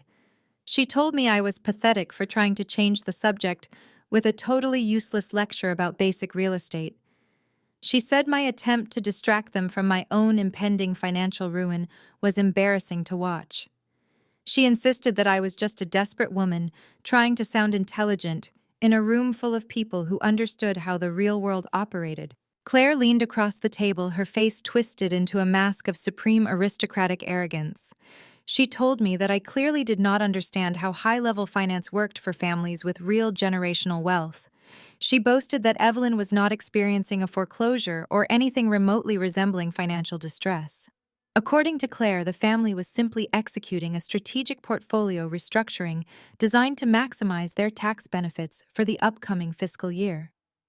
She claimed the missed payments were a calculated tactic recommended by their elite financial advisors to force the lending institution to the negotiating table. She stated that wealthy people do not operate by the same rules as the working class people from my old neighborhood. Claire crossed her arms and looked at me with absolute pity. She proudly announced that their legal team was already in advanced discussions with the holding company that temporarily purchased the debt portfolio at auction. She claimed that because of their prestigious family name and their long-standing relationships within the Chicago banking community, the holding company had eagerly agreed to a heavily discounted buyback program. She bragged that Evelyn would regain total control of the luxury apartment by the end of the month, and they would save millions of dollars in the process through debt reduction. She laughed a sharp, condescending sound and told me my little real estate lesson was cute but irrelevant. She said I was trying to sound smart using terminology I probably read in a cheap airport business book. Marcus nodded vigorously beside her, finding false courage in the confident lies his sister-in-law was spewing. He chimed in, saying that I was grasping at imaginary straws because I was terrified of losing my penthouse in the divorce settlement. Even their attorney looked smug, clearly believing the fictional narrative his clients had constructed to hide their massive financial incompetence. I let Claire finish her triumphant speech. I listened to every delusional word she spoke about strategic restructuring and favorable buyback negotiations. It was fascinating to witness the sheer magnitude of their collective denial. They had constructed a massive, impenetrable fantasy world to protect their fragile egos from the devastating reality of their absolute bankruptcy. They genuinely believed that their social status made them immune to the brutal, unyielding laws of commercial finance. They thought a holding company would simply bow down to their family legacy and hand back a multi-million-dollar asset out of sheer respect. I looked at the smug faces surrounding me. They were intoxicated by their own fabricated narrative. They thought they had successfully countered my question and exposed me as a desperate amateur. They had no idea that every confident lie Claire just told was digging their grave 1,000 feet deeper. They had no idea that the holding company they were supposedly negotiating with was an entity I controlled completely. They had no idea that their attorney had been sending desperate pleading emails to my corporate acquisitions department for weeks, begging for a forbearance agreement that my team had been explicitly instructed to ignore and deny. I maintained my cold, neutral expression and allowed the room to slowly settle back into a deep state of profound satisfaction. They genuinely believed they had easily won the argument today. They believed they had shut down my pathetic attempt to challenge their grand financial supremacy. They sat there radiating their unearned confidence, totally blind to the fact that I currently held their entire financial existence locked securely inside my briefcase. I reached down and firmly grasped the leather handle of the red-stamped dossier I had prepared. I lifted it slowly and placed it directly onto the center of the mahogany table, right next to their absurdly insulting settlement demand. The heavy, sudden thud of the thick document hitting the solid wood instantly drew all of their attention. I kept my hand resting on the cover, preparing to unleash the absolute destruction of their high society illusion. I lifted my right hand from the thick black leather cover of the dossier and slowly flipped it open. The crisp sound of heavy parchment paper turning echoed in the dead silence of the conference room. I looked directly at Claire, who was still wearing her nauseatingly arrogant smirk. I asked her to state the exact name of the private holding company her prestigious family was supposedly negotiating this miraculous buyback program with. Claire scoffed again, tossing her blonde hair over her shoulder with an exaggerated sigh of profound annoyance. She proudly stated the name Vanguard Distressed Asset Holdings, speaking the corporate title as if it were a magical spell that would automatically protect her from poverty. She boasted that their attorney had been in daily contact with the senior acquisition team at Vanguard, and a favorable settlement was just days away from being finalized. She claimed the firm recognized their distinguished family name and was eager to cooperate with their financial restructuring. I nodded slowly, acknowledging her absolute certainty and letting her trap herself completely. I reached into the open dossier and extracted the first stack of legal documents. I slid the thick packet across the smooth mahogany surface, aiming it precisely so it stopped directly in front of their overly confident attorney. I told the lawyer to read the top page aloud for the benefit of his profoundly uneducated clients. The attorney frowned deeply, clearly irritated by my commanding tone and my blatant refusal to cower. He picked up the document, adjusting his reading glasses, fully expecting to find a desperate counteroffer for the divorce settlement. Instead, his eyes locked onto the massive bright red stamp dominating the top right corner of the page. The stamp clearly read "fully executed and acquired" in bold, undeniable lettering.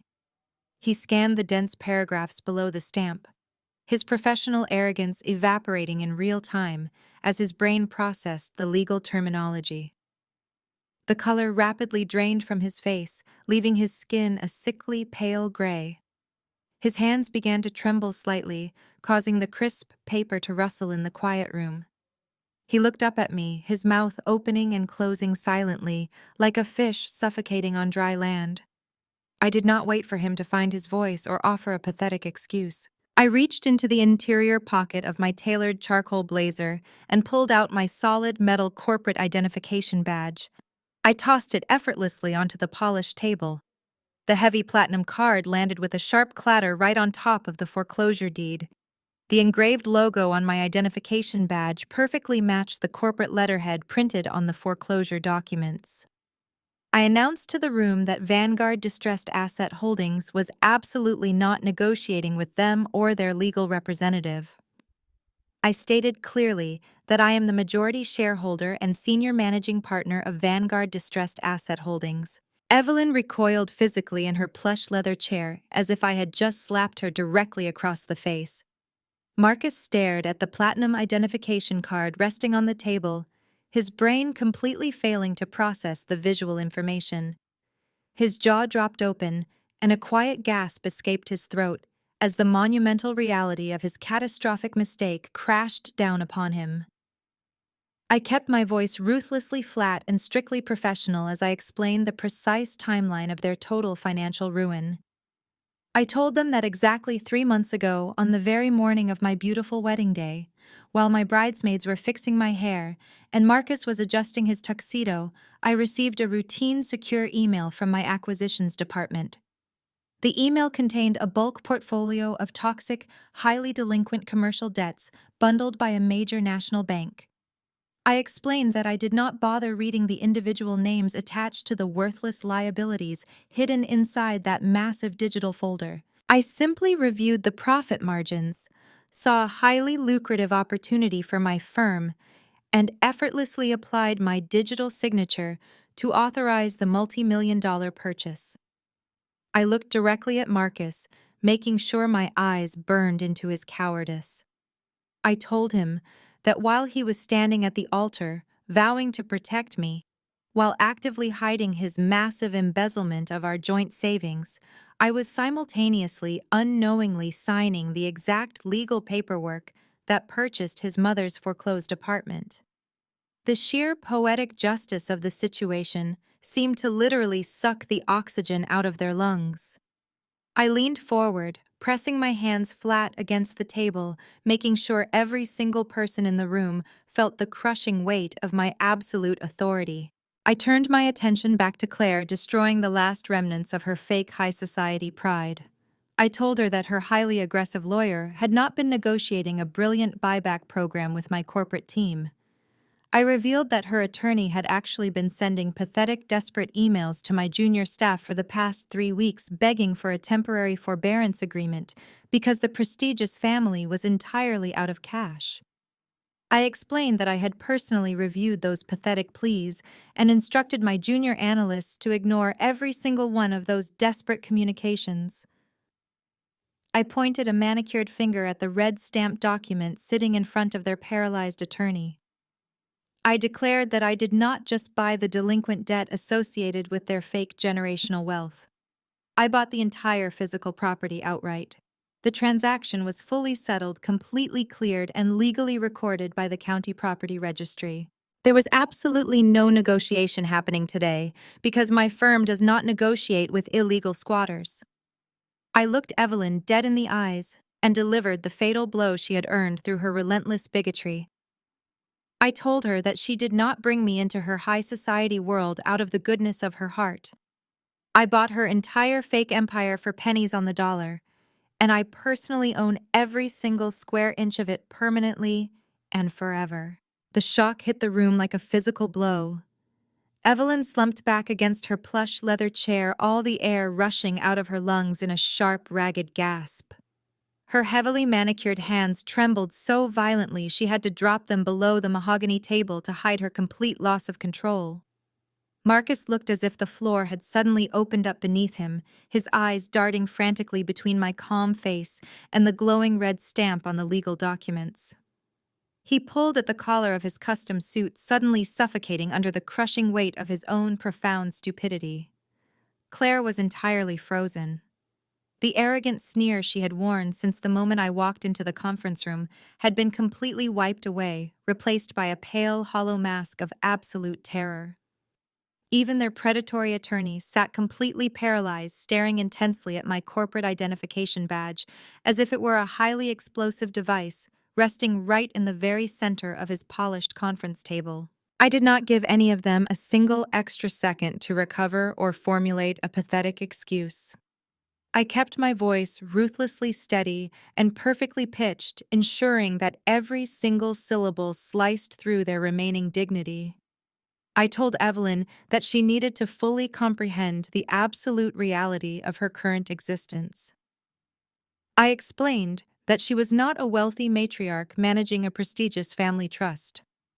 I told her that for the last 3 entire months, she had been nothing more than an illegal squatter occupying corporate real estate. I spelled out the timeline with brutal precision. I reminded her that the bank had finalized the foreclosure weeks before my wedding day.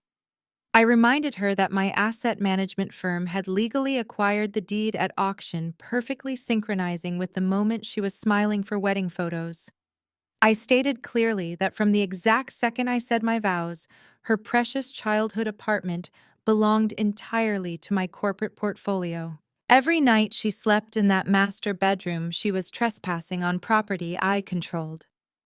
Every time she invited her high society friends over for dinner, she was hosting them inside a home she had completely lost to the bank. I leaned forward slightly, resting my elbows on the polished wood surface, and turned my focused attention directly back to Evelyn. I brought up the dinner party, where she had so arrogantly demanded $2,000 a month from me. I reminded her of the crisp formal invoice she had slid across the table, acting as if she were granting me a tremendous favor by allowing me to contribute to her fake generational wealth. I asked her how it felt to realize she had attempted to extort rent money from the actual legal owner of the building. The profound irony of her demanding payment to live in my own property seemed to finally break her spirit. A quiet, pathetic whimper escaped her throat as the monumental scale of her humiliation washed over her. She had tried to leverage her fake social superiority to bully me into funding her bankrupt lifestyle, and in doing so, she had exposed her absolute desperation to the one woman who possessed the power to evict her. She thought she was running a clever scam, but she was just begging her own landlord for a handout. She had dug her own grave using a silver spoon. I shifted my gaze to Marcus, who was sweating profusely under the harsh conference room lights. I dismantled the pathetic lie he had used to lure me into that apartment. I reminded him of how he begged me to move into his childhood home, claiming he wanted to start our marriage surrounded by family legacy. I told the entire room the brutal truth about his deception. Marcus had not wanted to honor his family history. Marcus had known his mother was facing imminent eviction and had desperately needed my income to negotiate a temporary hold with the bank. He had manipulated my love and trust to trap me inside a sinking ship, hoping my financial stability would somehow magically repair his mother and her catastrophic mistakes. I told him he was the most pathetic excuse for a man I had ever encountered. He had stolen my savings to bail out his incompetent brother, and he had tried to turn me into a human shield to protect his mother from homelessness. His extremely fragile male ego had completely destroyed his entire life, and there was nothing he could do to stop the incoming wreckage. Their attorney managed to find his voice, though it cracked pathetically. He stammered, attempting to suggest that perhaps my firm could still negotiate a reasonable exit strategy for his clients, given the sensitive familial connections. I raised my hand and silenced him with a sharp look. I told the attorney that my corporate firm does not operate as a charity for fraudulent socialites who use racist microaggressions to mask their financial ruin. I stated that there would be absolutely no special treatment, no extended grace periods, and zero financial settlements offered to anyone sitting on their side of the table. They had initiated this hostile mediation. They had served me with aggressive subpoenas demanding I surrender my private penthouse to a trust that did not exist. They had launched a vicious smear campaign across social media, proudly broadcasting their fake wealth to the entire world. I told Claire that her loyal followers were going to be incredibly surprised when they discovered the truth about her luxurious lifestyle. I told them that they had demanded a brutal legal war, and I was simply delivering the total devastation they had so eagerly requested. I sat back in my chair, smoothing the lapels of my charcoal suit, and watched them drown in the inescapable reality of their absolute failure. The tables had not just turned. I had completely flipped the entire board, smashed the pieces, and set the room ablaze. Before they could even attempt to catch their breath or process the monumental scale of their real estate disaster, I reached back into my heavy leather briefcase. The air in the conference room was thick with their collective panic. But I was absolutely not finished. I had promised myself that I would dismantle every single pillar of their fake high society existence, and I intended to keep that promise.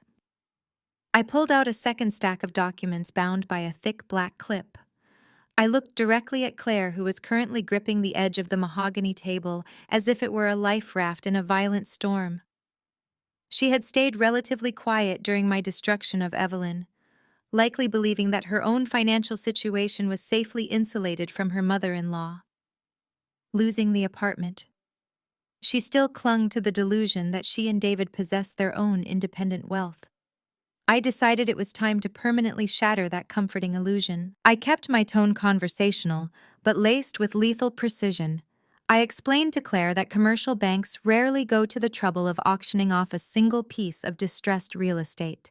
I told her that when a financial institution wants to clean up their balance sheets, they package multiple toxic debts together into a single massive portfolio. I watched her perfectly manicured hands begin to shake, as the implication of my words slowly registered in her prejudiced mind. I told her that Evelyn was not the only member of their prestigious family who had a habit of defaulting on their financial obligations. I laid the thick stack of documents onto the table and fanned them out like a deck of playing cards. I pointed to the first document in the spread and read the header aloud. It was the original loan agreement for the 2 luxury SUVs Claire loved to parade around downtown Chicago. I informed her that those loans were severely delinquent and heavily penalized for non-payment. I pointed to the next document, which contained the commercial lines of credit David had opened to fund his catastrophic business ventures. I explained that those credit lines had been maxed out and abandoned months ago. Finally, I tapped my finger against a thick stack of personal credit card statements. These were the exact accounts Claire had used to fund her first-class trips to Paris, her designer handbags, and the lavish country club dinners she constantly bragged about on social media. I told her that every single one of those debts had been written off by the original lenders and tossed into the exact same toxic portfolio as the foreclosed apartment. Claire let out a high-pitched gasp, pressing her hands against her pale cheeks. David stared at the documents, his eyes wide with absolute horror. I announced to the room that my asset management firm did not just purchase the apartment, we purchased the entire bundled portfolio. We acquired every single defaulted auto loan, every abandoned business line of credit, and every maxed-out personal credit card attached to their family name. I told them that my company essentially owned their entire financial existence. We held the legal right to collect on every dollar they had borrowed and squandered. The money Marcus had stolen from our joint savings account to bail them out was a pathetic drop in the bucket compared to the mountain of debt they currently owed my firm. I reached into my briefcase one last time and extracted 2 brightly colored legal folders. I held the first folder up, ensuring Evelyn could clearly see the bold lettering on the cover. I slid it firmly across the polished wood until it stopped inches from her trembling hands. I told her that was a formal 24-hour eviction notice signed by a judge and fully authorized by the county sheriff department. I explained in graphic detail exactly what was going to happen tomorrow morning. I told her that armed deputies would arrive at her luxury building and forcibly remove her from the premises. I said she and Marcus would be forced to carry whatever belongings they could fit into black trash bags, right past the building concierge and out onto the public sidewalk. I promised her that all her wealthy neighbors would be watching as the prestigious family was physically thrown out into the street. Evelyn began to weep openly hot tears, ruining her expensive makeup, as the reality of her impending homelessness finally broke her arrogant spirit. I did not offer her a single ounce of sympathy. I turned to Claire and slid the second folder across the table. I told her that was an active repossession order for both of her luxury vehicles. I informed her that I had already coordinated with a private recovery team. I checked my watch and noted the time. I told Claire that tow trucks were currently pulling into the parking lot of her exclusive country club. Right this very second, I said her friends were probably watching through the clubhouse windows, as her fake status symbols were hooked up and dragged away in broad daylight. The sheer totality of their destruction settled over the conference room. There was no more screaming, no more threats of legal war, and absolutely no more racist microaggressions. They were completely and utterly broken. They had walked into this mediation expecting to bully a naive woman into surrendering a multi-million-dollar penthouse. Instead, they were leaving with no home, no cars, and a mountain of corporate debt they could never possibly repay. I stood up from my chair and buttoned my charcoal blazer. I looked at the four shattered people sitting around the table. I told them that they had vastly underestimated my intelligence and entirely overestimated their own worth. I picked up my empty briefcase and turned toward the door, leaving their fake empire reduced to absolute ash behind me. I walked quietly out of the room. The sun rose over the Chicago skyline the next morning, casting a brilliant golden light across the floor to ceiling windows of my actual penthouse. I stood on the balcony with a hot cup of black coffee resting in my hands, enjoying the crisp and refreshing early morning air and the profound silence of a life completely free from toxic parasites.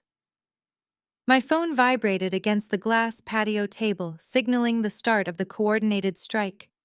I had hired a premium private security firm to oversee the logistics and ensure that every single legal mandate was executed with flawless precision.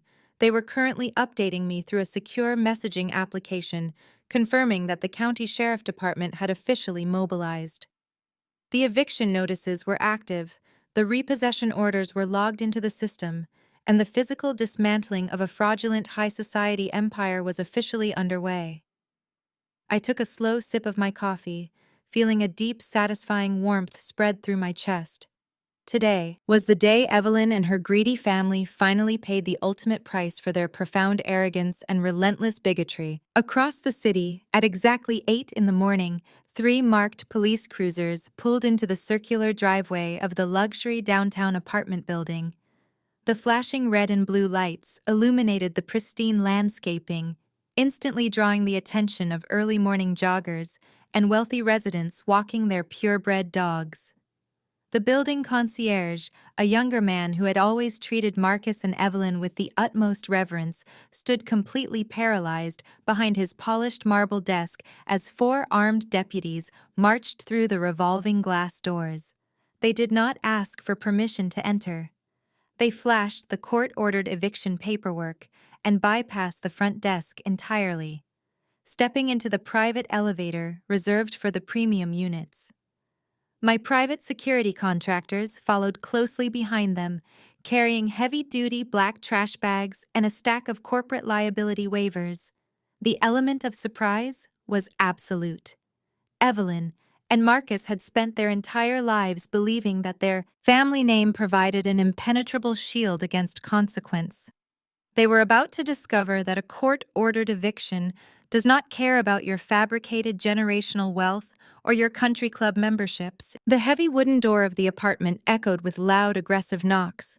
Marcus slowly opened the heavy door wearing an expensive silk robe, his eyes bloodshot from a night of panicked realization. The lead deputy did not offer a polite greeting. He immediately presented the finalized eviction notice and informed Marcus that they had exactly 15 minutes to gather their essential personal belongings and vacate the corporate premises.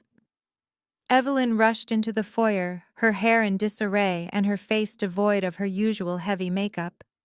She began to shriek, demanding to speak to the building manager and claiming there was a massive legal misunderstanding. She threatened to sue the police department and shouted that she was a prominent member of Chicago high society. The deputies remained completely unmoved by her hysterical performance. They instructed my contractors to distribute the black trash bags and warned Evelyn that if she did not begin packing immediately, she would be escorted out of the building, wearing nothing but her pajamas. The harsh, unyielding reality of their situation finally broke her fragile delusion. Panic consumed the apartment as Evelyn and Marcus scrambled desperately through the rooms, shoving designer clothes into cheap plastic bags. The 15-minute deadline expired rapidly. The deputies stepped forward and ordered them to move toward the front door. They were not given a single extra second to mourn the loss of their stolen lifestyle. Marcus attempted to argue for more time, but a deputy placed a firm hand on his shoulder and physically guided him into the hallway. Evelyn followed, clutching a bursting black trash bag to her chest, her face pale and streaked with tears of pure humiliation.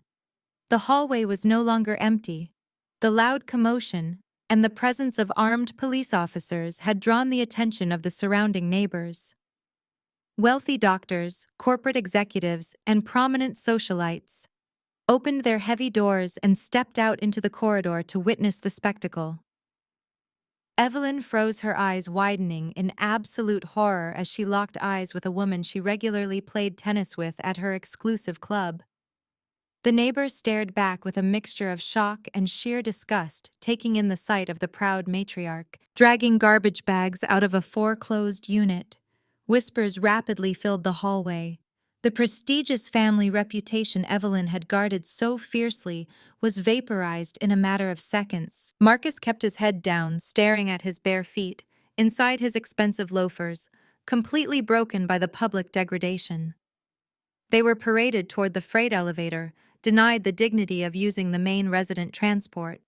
The lobby was packed with curious onlookers as they were escorted out through the service exit and pushed onto the cold, unforgiving sidewalk. Simultaneously, precisely 10 miles away, an equally devastating scene was unfolding at the exclusive suburban country club of Claire. She was sitting on the outdoor terrace, sipping a morning mimosa and gossiping with her wealthy friends, completely unaware that her financial execution had arrived. Two heavy-duty commercial tow trucks rumbled past the manicured golf greens and parked directly behind her dual luxury vehicles. The loud mechanical grinding of the tow winches drew the attention of the entire outdoor dining area. Claire stood up, knocking over her expensive crystal glass, and ran toward the parking lot screaming at the recovery men to stop. They completely ignored her frantic demands, handing the club manager the finalized repossession orders. Her wealthy friends watched in stunned silence as Claire threw a massive public tantrum, crying and stomping her feet on the pristine asphalt, while her fake status symbols were hoisted into the air and dragged away. Her social standing instantly evaporated into thin air, leaving her totally exposed and utterly ruined forever, without any possible hope of returning to normal. 2 weeks after the public humiliation of the eviction and the repossession of the vehicles, the divorce proceedings finally commenced inside a sterile, brightly lit courtroom in downtown Chicago. I sat beside my attorney Sarah at the polished wooden plaintiff table, wearing a pristine navy blue suit and a perfectly calm expression. Marcus sat across the aisle at the defense table, looking absolutely atrocious. The sharp, custom-tailored suits he used to parade around the city were gone, replaced by a cheap, wrinkled jacket that hung loosely on his depleted frame. The crushing weight of sudden homelessness and public disgrace had aged him a decade in a matter of days. He fidgeted nervously in his heavy wooden chair, his eyes darting wildly around the large courtroom, trying to gauge the temperament of the stern male judge presiding over our case. Despite his pathetic appearance, Marcus still clung to a massive delusion of unearned entitlement. He had actually convinced his desperate public defender that he was the tragic victim of a cruel corporate giant. He firmly believed he could somehow charm a family court judge into awarding him half of my vast real estate portfolio and a generous monthly alimony payment to fund his newly impoverished lifestyle. He honestly thought his practice sales director charisma would somehow outweigh the cold, hard facts of his financial crimes. When the judge called the courtroom to order, Marcus immediately shifted into his carefully rehearsed performance. He walked to the witness stand, taking the oath with a sorrowful, downturned gaze designed to project maximum vulnerability. His defense attorney began the direct examination, feeding him easy questions that allowed him to build his fraudulent narrative. Marcus spoke with a trembling voice, telling the judge a fabricated story about how he had sacrificed his own professional ambitions to support my highly demanding career. He claimed he had lovingly provided me with emotional stability and introduced me to essential high society connections that single-handedly allowed my asset management firm to succeed. He actually squeezed out a few fake tears, wiping his eyes, as he described the severe trauma of being coldly abandoned by his wife and brutally evicted from his cherished childhood home. He testified that he was completely destitute, living on a cheap air mattress in a cramped studio apartment and suffering from immense psychological distress. He looked up at the judge, pleading for fairness and demanding a 50% share of my penthouse and my offshore accounts as just compensation for his ruined life. I listened to his pathetic perjury without moving a single muscle in my face. Sarah simply sat beside me, taking methodical notes on her legal pad, completely unfazed by his theatrical display. We knew exactly how this performance was going to end. We were simply letting him dig his own grave as deep as he possibly could before we buried him alive under a mountain of irrefutable corporate data. When it was time for cross-examination, Sarah stood up and buttoned her blazer, projecting an aura of absolute legal lethality. She approached the witness stand, with a thick manila folder resting under her arm. She did not raise her voice or attempt to match his dramatic emotional energy. She started by politely asking Marcus to confirm the exact date we had opened our joint marital savings account. Marcus answered confidently, believing he was on safe ground. Sarah then asked him to verify the precise amount of money I had personally deposited into that specific account to serve as the foundation for our future married life. Marcus hesitated slightly before confirming the sum of $100,000. Sarah nodded slowly, pacing in front of the stand. She then asked Marcus if he had considered those funds to be a shared asset intended for our mutual benefit. He aggressively agreed, stating that marriage was an equal partnership. That was the exact moment Sarah sprang the trap. She pulled a certified bank statement from her folder and handed copies to the judge, the defense attorney, and the court clerk.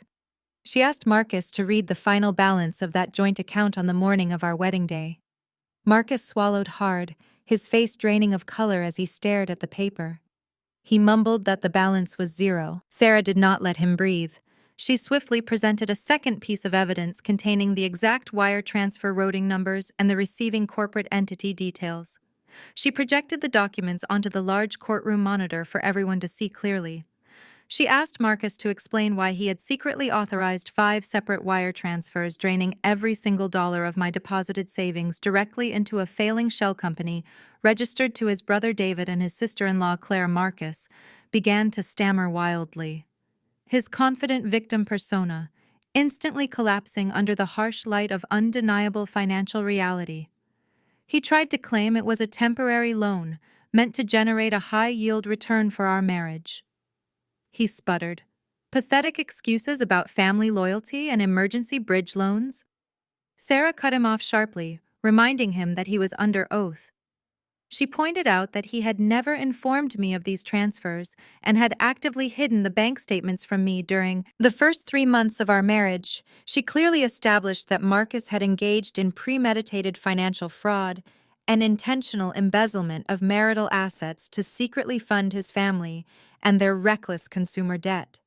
She told the judge that a man who steals his wife's entire life savings before the wedding cake is even cut has absolutely no legal or moral right to demand a single penny of her separate corporate wealth. The judge leaned forward, peering over his glasses at the sweating, trembling man on the witness stand. He slammed his gavel down and delivered a swift, devastating ruling. He stated that the fraudulent actions taken by Marcus completely invalidated any claim to my premarital assets. The judge officially denied every single request for spousal support.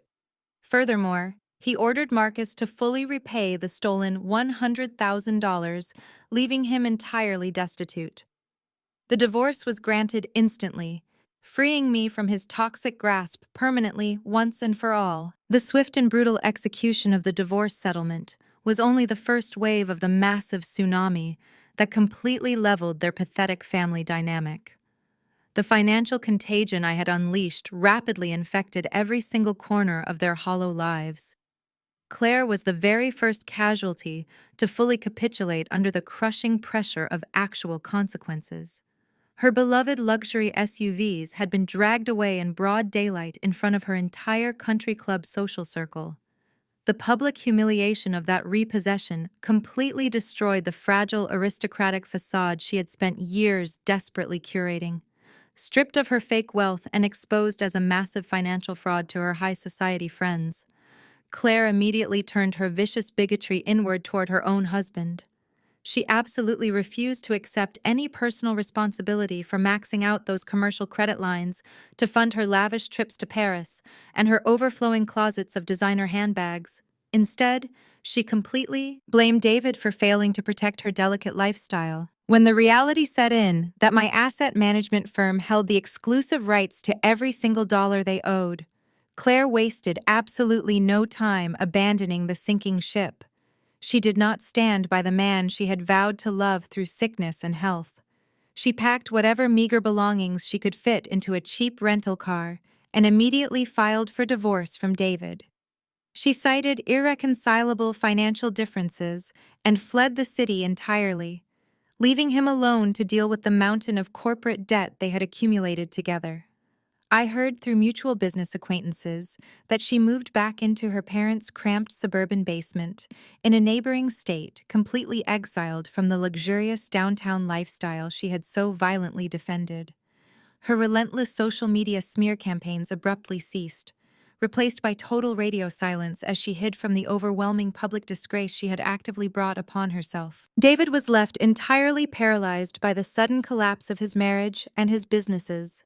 Without the stolen funds from my joint savings account to artificially inflate his failing startup venture, he was instantly forced to declare complete bankruptcy.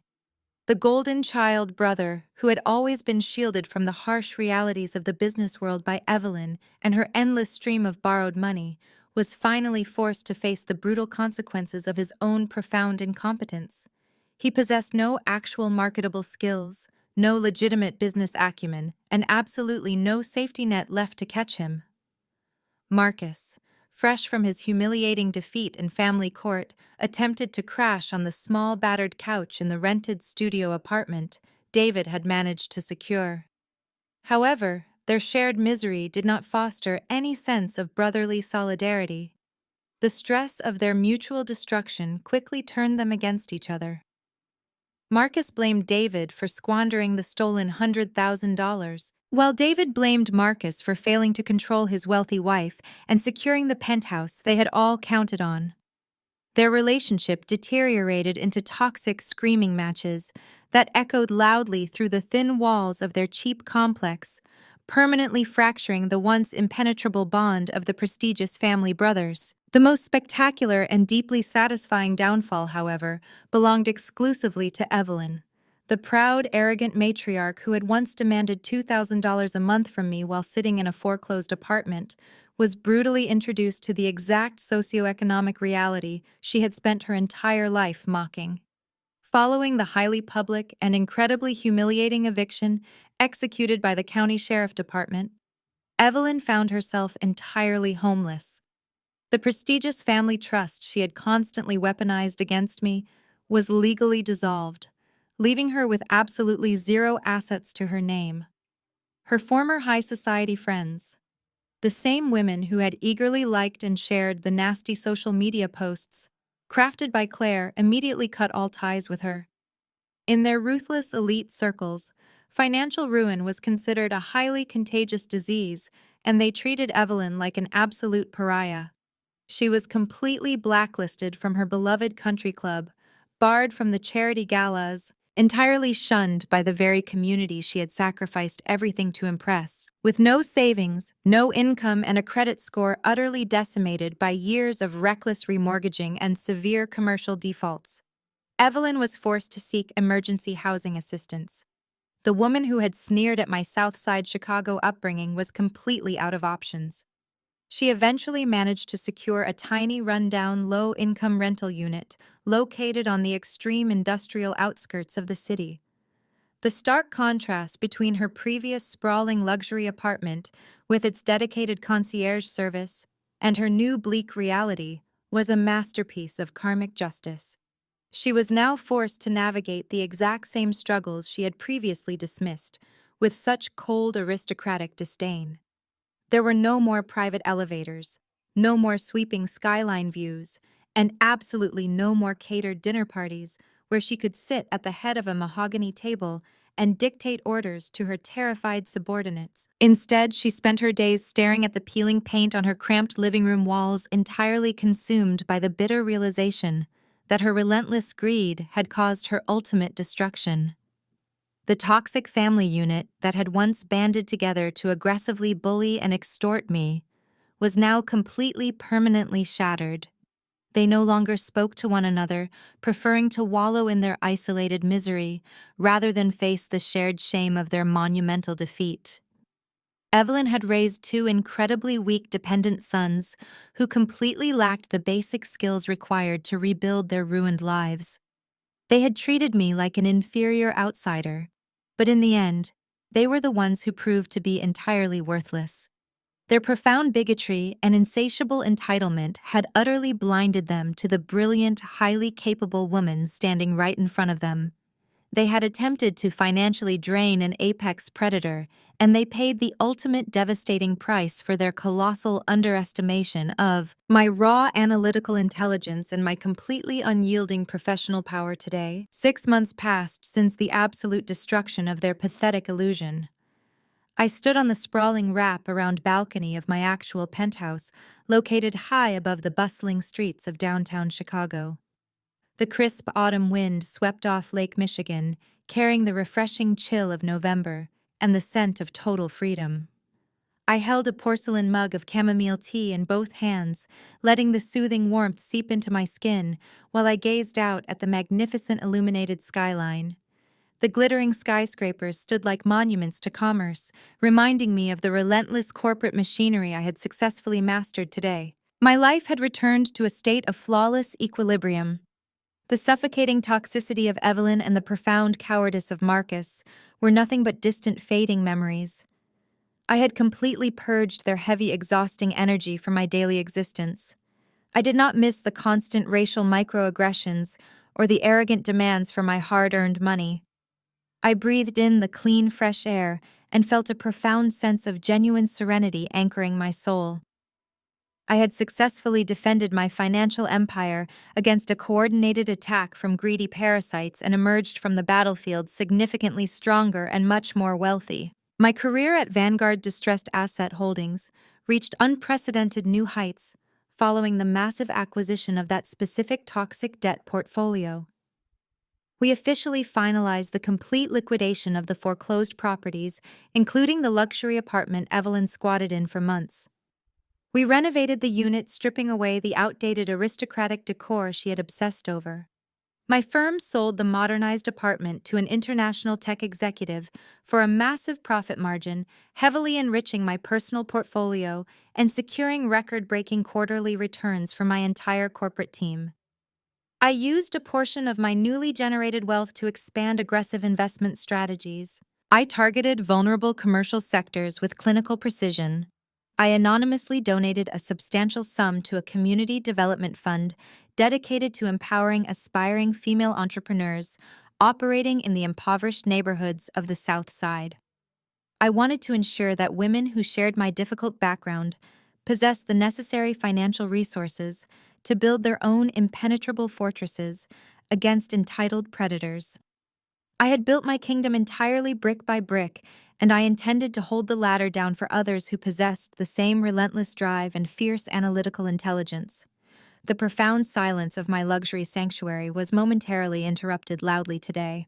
My personal smartphone rested on the sleek glass surface of my outdoor patio table, buzzing persistently against the smooth material. I lowered my porcelain mug and walked over to the illuminated screen, fully expecting a routine update from my junior acquisitions team regarding an upcoming commercial auction. I picked up the device and unlocked the screen, finding a lengthy unread text message glaring back at me from an unsaved number. It only took me a second to recognize the pathetic, familiar tone of the sender.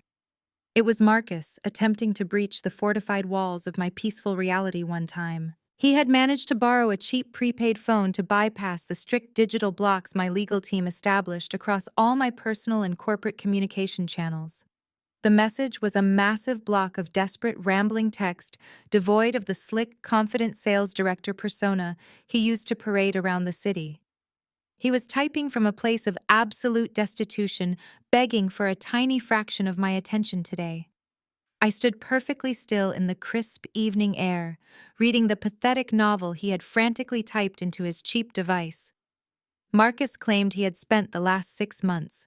He was engaging in deep soul-searching while sleeping on a deflated air mattress inside a cramped, damp studio apartment. He whined about how physically exhausting it was to work a minimum-wage retail job just to afford basic groceries while dealing with the endless screaming matches between his bankrupt brother and his completely broken mother. He offered a cowardly, heavily sanitized apology for attempting to steal my life savings, stating that he was simply blinded by toxic family loyalty and terrible legal advice. He begged me to remember the happy moments of our brief marriage, hoping to manipulate me. He used manufactured nostalgia, trying to gain sympathy. Then he finally arrived at the true pathetic purpose of his lengthy communication. He begged me for a temporary financial loan. He claimed he was facing a sudden medical emergency and desperately needed just $5,000 to survive the upcoming brutal Chicago winter.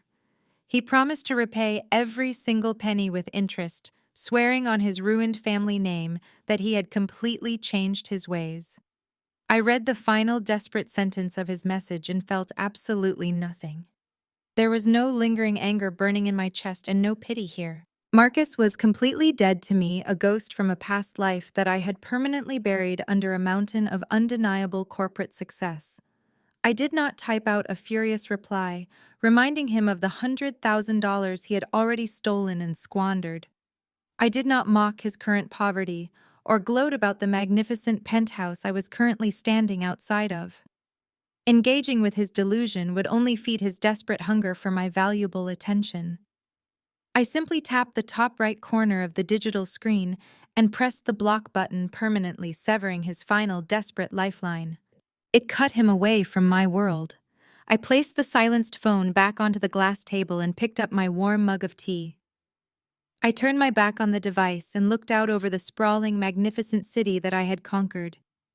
I took one final deep cleansing breath of the crisp autumn air, letting the absolute peace of the moment wash over my entire body. I turned around and walked slowly back inside my beautiful, heavily fortified sanctuary, sliding the heavy glass balcony door completely shut behind me, locking out the cold and embracing perfect tranquility forever. Society often conditions us to believe that blood relations naturally equate to unconditional love, unwavering loyalty, and permanent safety. However, the recurring theme across these narratives aggressively shatters this deeply ingrained illusion. Whether it involves a mother abandoning her teenager at an airport, parents prioritizing a lavish wedding over saving their dying grandchild, or relatives orchestrating hostile financial takeovers to steal inheritances, the undeniable truth remains clear shared. DNA does not inherently create a safe or nurturing environment. The most profound lesson learned from these experiences is that your intrinsic value is never determined by those incapable of recognizing it. We are frequently pressured to endure toxic, manipulative behavior in the name of preserving family unity. Yet these stories clearly demonstrate that blind compliance only breeds further exploitation and heartbreak. True empowerment begins the exact moment you stop seeking validation from people who continuously belittle your achievements and character. Setting ironclad boundaries and, when necessary, walking away entirely is never an act of cruelty or selfishness. Instead, it is an essential mechanism for survival, achieving justice and reclaiming your personal dignity. Ultimately, releasing the heavy burden of a toxic biological family creates the necessary space to build an authentic, chosen family. Genuine relationships are forged through mutual respect, showing up for one another in the darkest moments, and celebrating successes without underlying resentment. You possess the fundamental right to curate a life surrounded exclusively by people who actively protect your peace. Take an honest look at the relationships in your life today and find the courage to walk away from anyone who repeatedly diminishes your worth.